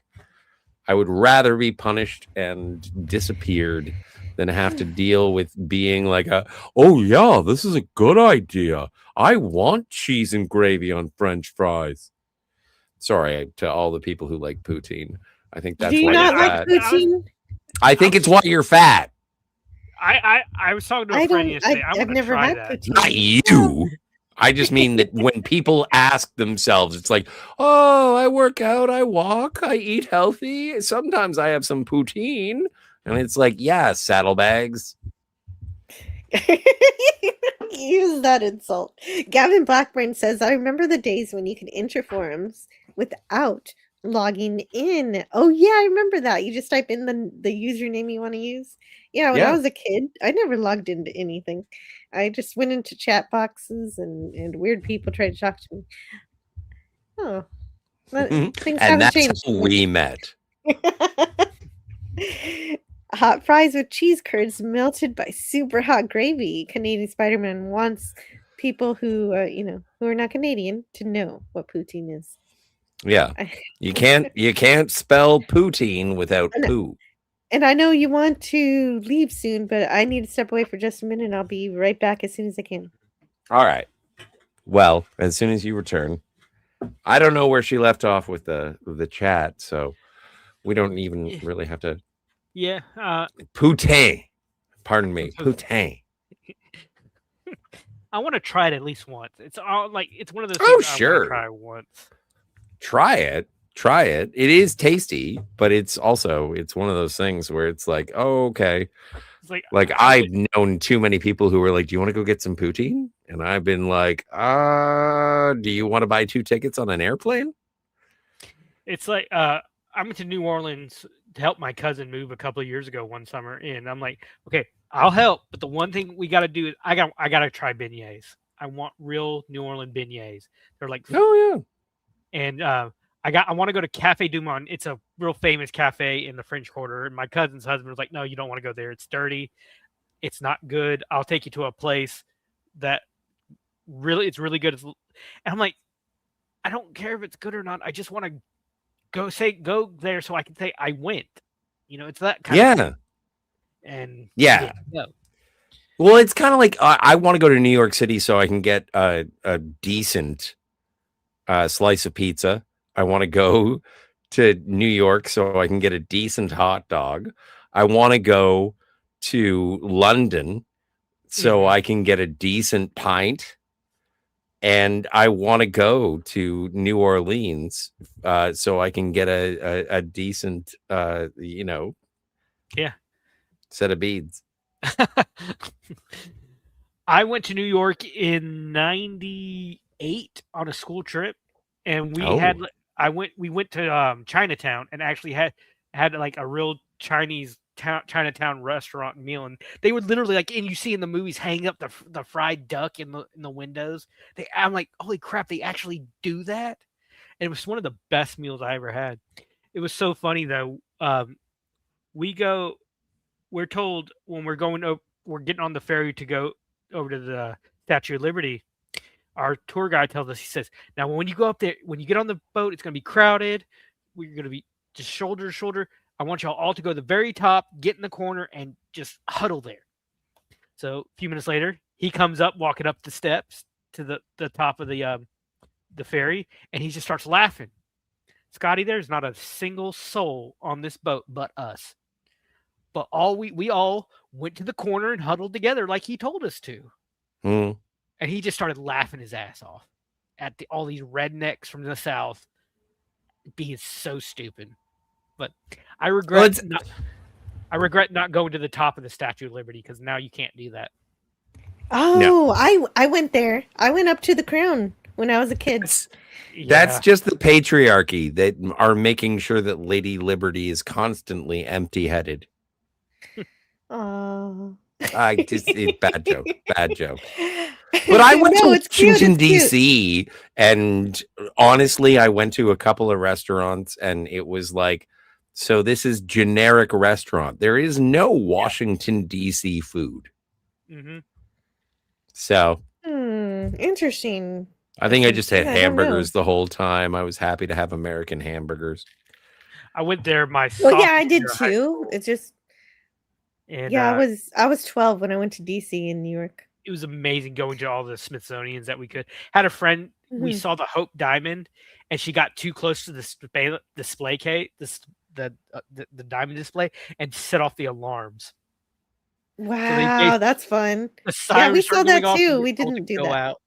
Well, you think? I think we were kids. We were little kids, so they were steering us way away from it. But we did see it. You think like you hear the Hope Diamond, you think it's gonna be like the size of a softball, but it's maybe like the size of a silver dollar. It's still big for a diamond. Yeah. But all the movies think it's gonna be like a softball or a volleyball size thing. Well, that was like my mother-in-law at the time. She wanted to go see it. Mm-hmm. And we went to go see the Hope Diamond, and I was like, yep, there it is. And I was like, okay, I'm just gonna stand over here and wait. Like, I don't really fucking care. It's shiny. It's a rock. Yeah. The coolest thing it's an island. Was at the American History Museum. When you go into the men's bathroom, it's a big, kind of a long hallway to get into the bathroom, and you turn left. On the wall in that hallway, they have the Fonz's jacket. I saw the Fonz's jacket. I did see Archie Bunker's chair. Yeah. I was hoping to see the Captain Kirk chair. Didn't see it. I was hoping to see the Enterprise, but it was being restored. So all of my Star Trek stuff, I did get to see like an original Macintosh, which wasn't that big of a deal because it was in the computer lab when I was a kid. But like I did get to see enough stuff where I was happy. Actually, the most interesting thing about Washington, D.C. is that they do have a scale model of the solar system. And so if you start at a certain point at the Smithsonian, it's the sun, and then you walk, and then you finally get to Mercury, and then you walk, and it takes miles and miles to get through this, but it is a scale model of the solar system. And it's like, okay, it's only this many miles away until Earth. And so I think we made it to Mars, and then it was like, yeah, we're not going past the asteroid belt. Okay, that's fine. Did it have Pluto? I don't know. We never made it that far. Oh, I gotta find out. So it would have been it would have been like at least a dozen-mile walk. And so when we that far, it was very, very large. It was just like, keep going. Yeah, could use more sun. Canadian Spider-Man says. He also says the Mona Lisa is pretty small, really. So is the Taj Mahal. Smaller than you'd imagine. Spidey has seen so many things. And I do know you want to leave soon, but can you do one more topic for me? I lost it. Yeah, I'm good forever. How long? Yeah, I gotta go. Okay. No, I know, but I'm asking Scotty if he can stay just to talk about the upcoming moon things. I didn't think about this. That everything. Do you really think it's this time scale is accurate? That we're really going to get Artemis 3 next year? I do believe that. But are we really going to have 3 is two just to Artemis missions in 1 year? Go ahead. Yes. Well, Artemis 3 is just to test the civilian spacecraft that have been offered, and there is still a debate as to who is going to win, SpaceX or what's the Amazon one? Blue Origins. That's it. And so they're still trying to figure out which one in terms of what is going to be the more successful spacecraft. And then the following year for the landing, Momentum. Right now we're sitting on Momentum. And then when we get to the putting people on the moon for months, 2028. Yeah. 2028, we're going to put someone on the moon for the first time. What are you saying? Since This looks like Kathleen Kennedy's Star Wars slate. It's like we're releasing another Star Wars movie in 2028. And it's like, no, you're not. I just feel like it's overly ambitious. I hope it happens this way. I hope it's all successful and great. But it feels like it'll be more delayed than they. It was something when looking at this through a commentary, like in terms of news, people telling me what was up, and it was like this kind of schedule was not unheard of after 1969. Don't forget, how many Apollo missions went to the moon between when was the last Apollo landing? 74, 76? 72. 72. Right. So Apollo 11 to Apollo 17 happened within 4 years. Yeah. So that's how many moon missions? That's okay. Okay. That makes sense. That's 6. Okay. So I'm going to be terrified the entire time. I'm going to have to fucking book all my vacations around these missions. Right. We've landed on the moon 6 times in 4 years, believe it or not. And that 4 or 5 years. Enough. Okay. 6 times. Holy cow. And of course, the most exciting of these. Yeah, so we've done that. And that's why people are being mean and they're like, oh, we've done this before. I don't care. And but the actual exciting mission that people will be excited about is going to be Artemis 5 when they go to start building bases, which is not a thing we've ever done before. Well, yeah, but that's also what Artemis 2 is about in terms of the physiology of what it's like to be in 0G. That's what they've been doing in the International Space Station, and as for what I consider in terms of the cynicism regarding the moon or space exploration or going into low Earth orbit, any of that jazz, is these are the same people who were like, it was fake. And it's like, so why are we doing it? And it's like, well, like, if you're not interested in exploration or pioneering the next level, like if you just want to sit here and say, I'm really worried about Gaza, it's like, good, go. Yeah. Exactly. Like, I'm concerned about the moon. I'm concerned about exploring and pushing the nature of the human experience, human resilience, the adventurous spirit to achieve something that is not just defeating something, but it's actually learning something. I would like say that's a lot of what these I care about. A lot of these people have that problem where, we've got enough problems at home. We don't need to be in space, but they don't realize just how much benefit that humanity's had from space exploration in the past. That has just benefited in medicine and technology, then has made everybody's life better. But they don't feel it. They don't know it. I would say since the last moon landing, when space travel kind of fell off, like you said, Scott, we're seeing a resurgence now, but for decades we saw it's like in Apollo 13 they asked the astronauts, why are we doing this again? And he answers like, did Napoleon just come to the New World one time? I would say this in the last 70 years Napoleon never came to the New World. That's Napoleon. Wait a minute. Columbus. Yeah. God almighty, what is wrong with me? I'm stupid. Yeah. I just wanted to. Thank you for correcting that. Scotty, Columbus. Pure Solace. Fine. Hello, Pure Solace. I'm mad at myself for saying it's late. It's late. It's a good idea, just the wrong name.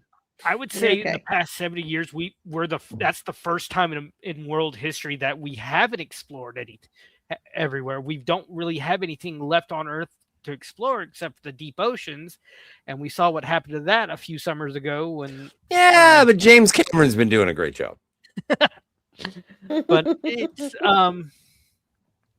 Yeah, if you don't know what we're talking about, check out the Cinema Go 10-year anniversary special, which is on the replay over there. My best friend's grandfather worked on the Mercury and Apollo missions. Yeah. He actually designed the lunar lander. Oh, yeah. If anybody wants to work for NASA, they got applications up on Twitter right now. Yeah. They want. I had a friend from college who he worked on the mover. The shuttles. Those big giant tracks that they would use to move the shuttle out to the launch, and that was his job. He loved it. But that's how it's going to work out, guys. That's how I'm going to get to be an American say, citizen. Is I'm going to apply to NASA. Oh, they take them from all over the world. You can. You absolutely can. NASA I'm going to be a Roger Wilco from Space Quest. Or nice. What was Wait, that? Are you going to come with the mop? No, I hope they give me a mop, a space mop. Lemon Pie Anyway, says space exploration is worth it. It can be done while we focus on Earth too. Yes, but that's one of those things that throughout the press conferences and throughout the coverage of Artemis 2 is that while, yeah, absolutely, the people who are most inspiring, the ones who are putting the most on the line are the astronauts, Reed, Jeremy, Victor, and Christina. And I absolutely am inspired by them, but there are hundreds, if not thousands, of people on the ground who you will never hear a name of. And they, in some small way, they're like, have you tried wetting the hose? Hey, the toilet works. Great. Yeah, well, you can still hear them. They didn't take down the mission, right? You can still listen to the replay of the entire Artemis mission on YouTube, the NASA channel. Hopefully, I hope they left that up as an archive. During that entire week, I ran into a guy on Instagram. He's like, "Well, if it's real, why aren't they live streaming it now?" I'm like, They did. They've been live streaming the entire time. Are you kidding me? Well, yeah, but also they had a GoPro on the thing. I remember when I was a kid, and not a kid, when I was a teenager, my aunt lived in Bermuda. And so she would call long distance. And the nature of the phone call was she would say something and then I would have to wait for it to be transmitted. And then I would say something and she would have to wait for it. There was a break. There was a pause. Wow. And now with everyone's ADD, Ritalin, sweet and low fucking brains, brain rot, ridiculous,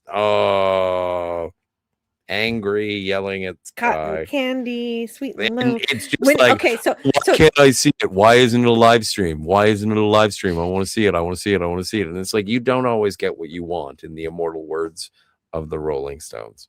So you denigrated both cotton candy and sweet and low in this live stream. Do you also have something against Tootsie Rolls, Scott? No, Tootsie Rolls are gross. I have nothing bad to say about them because they are inherently disgusting. Anyway, I was referencing the song. If nobody knows what I'm talking about. All right. Well, I gotta go. Candy, sweet. I have business, and it was a pleasure hanging out with everyone tonight. Especially, it's good to see everybody in the chat. Nice to see you, Outpost Nerd. Yeah, good to be seen. It was nice to talk to Max. I still have great affection Tiger. for Tiger. Yeah. And so, but everyone in the chat, Fabu, happy days. Enjoy your Sunday. And don't forget Monday is 420. So bad decisions are yours to make. Jill, thank you for having me on. And I will see you in the future. See you next time. Can't wait. Yes, you will. Yeah, sure. All right. Oh, thank you to Scotty. Thanks to Tiger Stripes. Thanks to Max Redstone. Yay! And we're almost through with this live stream, but we're gonna have a few more minutes because I want to read the chats and everything. And it's all about the long road of stepping stones to those sweet, sweet asteroids. Oh yeah, yeah. See, we're just talking about the moon right now, and then after the moon, it's Mars, and after Mars, it's asteroids. Well, the moon is the that's perfect launching point to the rest of the yes. solar system. Yes, yes, and a lot of politicians missed out on that bit for a while, and they were like, "Why are we going to the moon? We did that already." Like they're just as much idiots as other people. And finally, somebody said, "Yeah, we need the moon, you guys." And so here we are actually doing what we should have done a long time ago, but maybe it was good that we waited because now the technology is such that we had a perfect textbook mission. Everybody was so worried about the crew, and it turned out so good. And I hope it continues to be that good.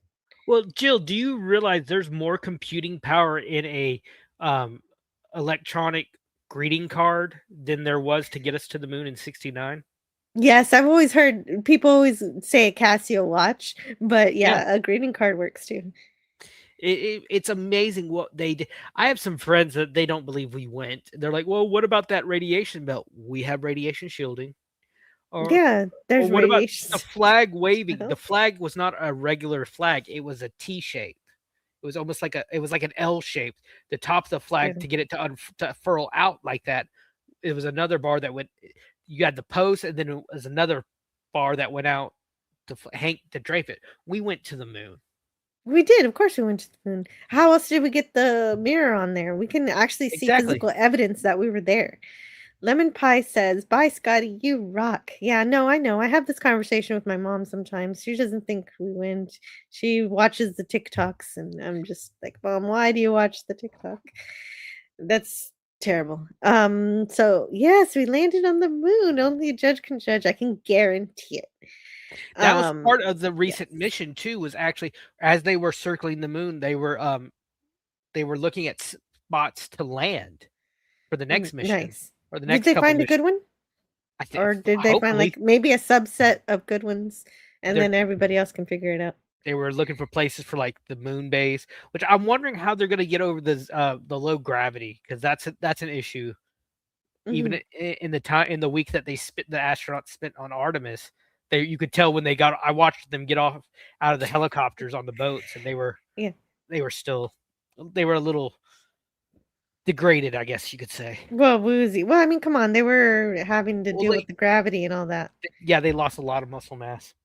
And they still did exercise, so it wasn't as bad as it could have been if they didn't do the exercise. So they knew what they were doing. What was the last Apollo? 17? Let me look that up. I think so. You ever have a Amazon delivery come in a personal vehicle? Yeah, I have. That was weird. It was like somebody came out of their car and gave me a package. Just okay. Apollo 17 from December 7th, 72 to December 19th, 72. Nice. It was the last Apollo mission. Hovat says, "Going to the moon is one thing. Going to the moon with pickaxes and shovels will have meaning." Yeah, we're going to build. We're going to build stuff. Although I think we're probably going to bring all the material with us to build. It's going to be decades before they could actually produce anything up there. Yeah, that's what I was thinking. Like, it is really ambitious to start building moon bases before the decade is over. If they do, I'll be really impressed. Dang it, read my mind. Kronos, I love your mind, and I like reading what you have to say. Although, you do say a lot, and I think it's darling. Ervik Saunders says, "Well, what is the point of landing on the moon without establishing a base?" Well, first we're going to land just to test the idea that we can do it. Then we're going to go home, come back, and then build the bases. Well, Jill, you say it's kind of ambitious just by 28 to have a moon base, but just think of this. JFK said in 1962, we're going to the moon by the end of the decade.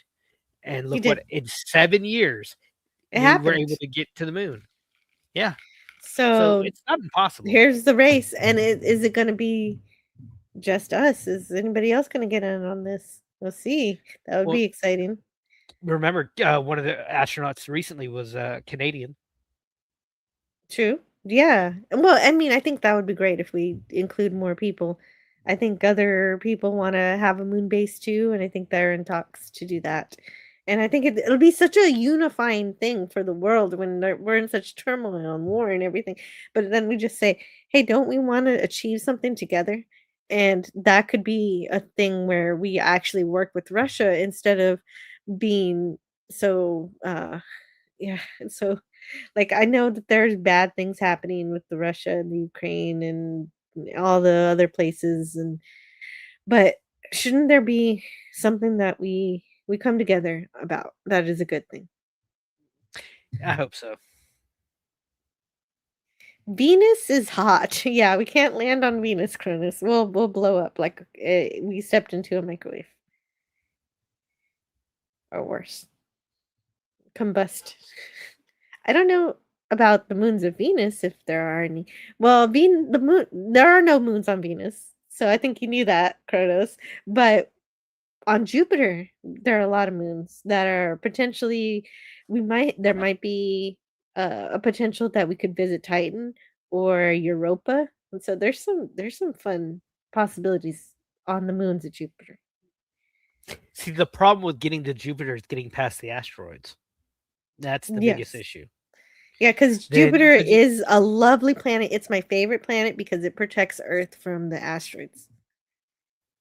Because you got to realize too that it's gonna be hundreds of years before we can leave the solar system. Hundreds of years, I believe, because you also have a radiation cloud pretty much surrounding us.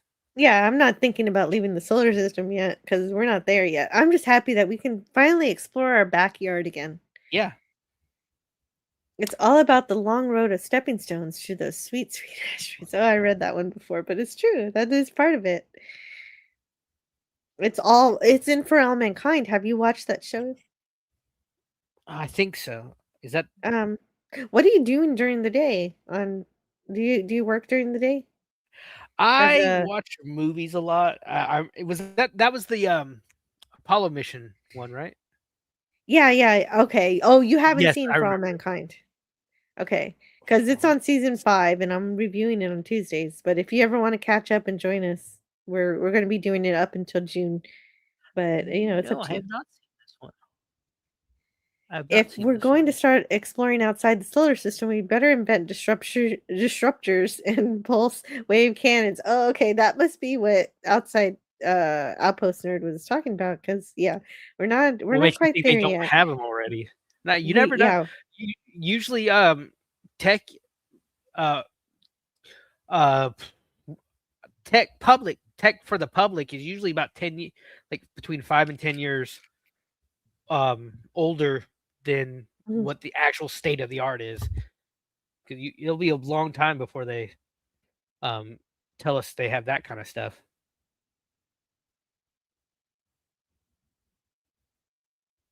Jill, you're muted. Oh yes, sorry. I had to type something real quick. You're good. Yeah, not just that, but as Outpost Nerd mentioned, the radiation, we're gonna need shielding.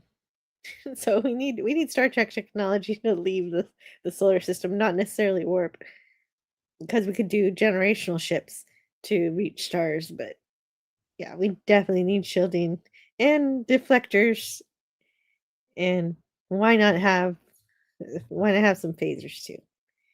Columbus, yeah, but that's okay. Everybody makes mistakes, and I didn't notice it at first. Lemon Pie Citrus says space exploration is worth it. It can be done while we focus on Earth too. You know what? That comment was worth reading 2 times. Pure Solace says I made a lunar base in Kerbal Space Program. Oh, neat. Okay. Oh wait. Oh, I forgot over here is happening too. Yeah. Yeah, I like to keep the Rumble there just in case something happens. Because I can't tell what's happening, and I do want to pay more attention to Rumble these days for reasons. And yeah, people are saying goodbye to Scotty. That's great. Oh, actually, Pure Solace was saying hi to Scotty as he was leaving, and Kronos said, "Rock on, Scotty!" Of course, yeah. No, Scotty's wonderful, and I wanted to talk to him about Artemis earlier, but everybody was so excited about Superman, I couldn't stop everybody. So I'm glad I got to get that in at the end before he left. DJ Play Nice says, "Is this your first time watching? Welcome in. Hit the like, comment, and subscribe. Yeah, check us out. We're here to stay. We're having fun. Thank you, DJ Play Nice, for saying so. That's a lot of DVDs. Yeah, Scotty has a lot of DVDs, and I didn't. Yeah, you know what? I should make him bigger earlier in the show for people who have never seen the library of DVDs he has behind him, where he streams from. And he looks like a professor. Somebody else said that. Who else said that? I did. Was that you? Oh yeah, Yep. that was you. Yeah, make sure you're caught up with the show. Check out the live button at the bottom of your screen. Push live to make sure it's got a red dot next to it. If it isn't there, you're behind. Yeah, that's happened to me before too, where I start typing in the chat, but I'm typing to something that happened in the stream 20 minutes ago because I wasn't live. So this is good advice. I'm not mooning anymore. Well, that's good. That's wait, what? Marzen? The Expanse, yeah, The Expanse also deals with the drama Yes, and yes. expanding in the solar system. I haven't watched that yet, except for season 1. Buenos nachos. Good night, old man bird. Or unless you're saying good night to Scotty. I'm not sure if you're leaving too.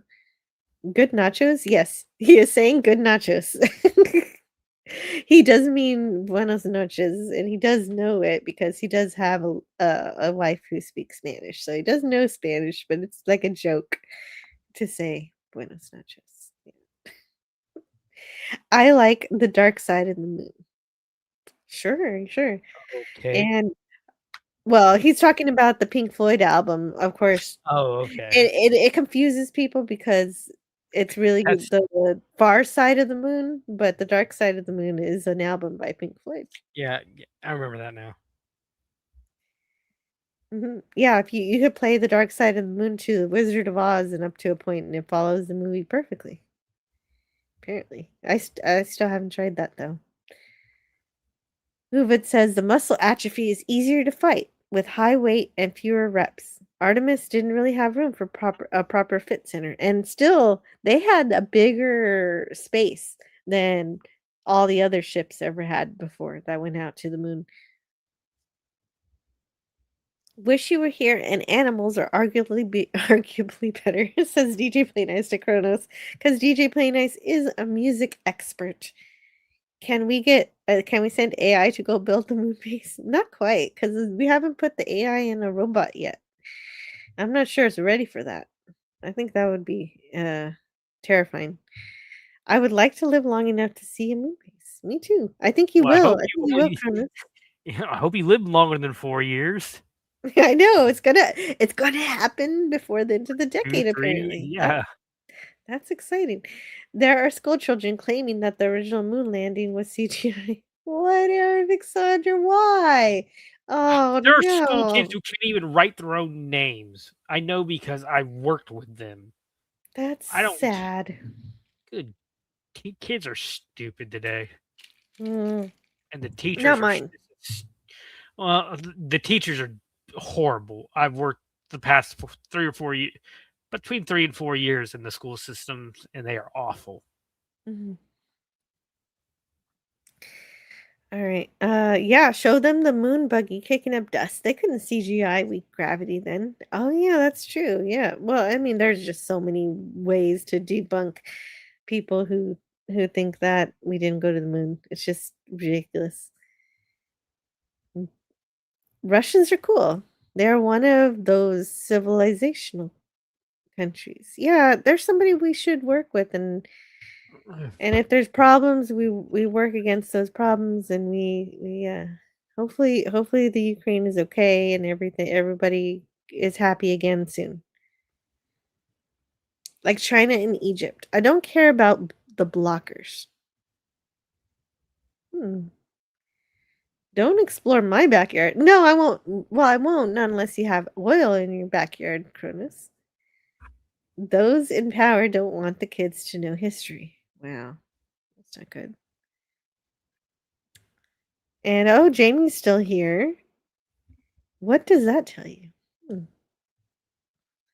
And never had key lime pie. I had key lime pie today. I went to a crawfish crab boil with shrimp and potatoes, corn, and sausage and all the good stuff. And they had for dessert, they had key lime pie. It was wonderful. It was a great party I went to. Anyone like Lower Decks? My favorite. No, I hate it. Lower Decks is god awful. You don't like it either. Okay, I don't like it either. No, it is the most Scotty likes awful it. Crap. How is it being a Starfleet officer? How is it funny to chop someone's leg off? Like, oh, haha, I have a bat lip. I'm gonna hurt you. Yeah. Or the California class. The California class is the ugliest ship I've ever seen in the entire franchise. Mm-hmm. And we had like those kit bash ships during the Dominion War. Mm-hmm. It is a frisbee on stilts. That's all it is, and it's so damn ugly. Yeah, pretty much. Agreed. And then I don't like that time where she fights with somebody in the sonic showers and they almost kill each other. Like, well, how is this Star Trek? I don't understand. I wish I was an expert on music. Yeah, it's not that hard. That would be good for anybody. I can read music, but I do not have an ear for it. Good night, Jill, too. Oh, good night, Lemon Pie. Or Shooting Star, says Jamie. DJ Play Nice says, I'm not an expert, but I know a lot. The Wall would be my third or fourth, along with the Final Cut.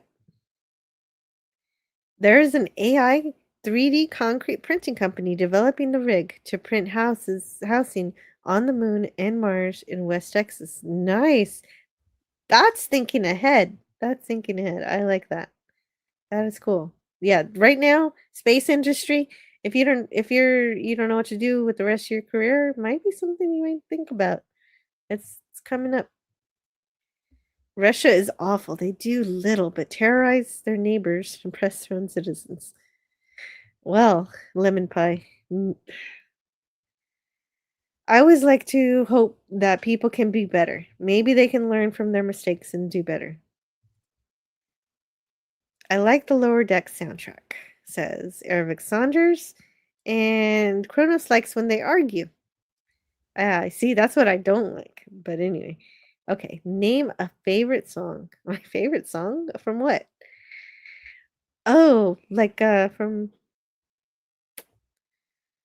Shine On You Crazy Diamond for Pink Floyd. I love that. I love the long one, the long version with the saxophone that goes crazy. Thanks, Jill. Always enjoy talking about space. You're welcome. Only a judge can judge. And I think that's a good note to go on. Talking about space before I go to bed. I'm going to go to bed dreaming about all those dreams I had, decades ago, where I would dream that we were going to the moon and we had domes and bases and stuff on the moon. I could actually visit there. And maybe, just maybe, I will be a tourist on the moon one day when I'm older. Who knows? Nobody knows. We'll see. And thank you. You might be taking a vacation to the moon one day. Exactly. Thanks for hanging out to the end, Outpost Nerd. We're going to end it here. Thanks to everybody in the chat for hanging out too. I appreciate you on the Rumble side and on the YouTube side. Everybody was great. Yeah, I could be here all morning. Good show. Thank you. Thank you, Kronos. I'll see you next time. Let's find that. Yeah, good night. Learn all that is learnable. So I hope you learned something today. And the ways our differences combine to create meaning and beauty. I enjoy hearing what you have to say, so leave me a comment. It has always been easier to destroy than to create. So let's continue creating conversations and ideas. May we together become greater than the sum of both of us. Share out the stream to bring more here. Bye for now. See you next time. Well, now you have something new to think about. Carry on. Going to bed. Gotta turn off the lights. Hey, there's TV. Gotta turn off the power. Hey, turning off things. Yeah, it's time for bed. So now, where's the sleepy place? It is upstairs, but I gotta make sure the door is locked, and now it's time for bed. Baxter, he's on the couch. He wonders why I'm singing. I'm going upstairs, and Baxter's coming with me. Just found a little poop. Gonna pick it up with my fingers and throw it in the toilet. Baxter is not to blame. Hey, buddy, you coming up? He's looking at me like I'm a crazy person. Come on, it's bedtime. Anyway, that's my song. Well, what do you know? I finally got the last word.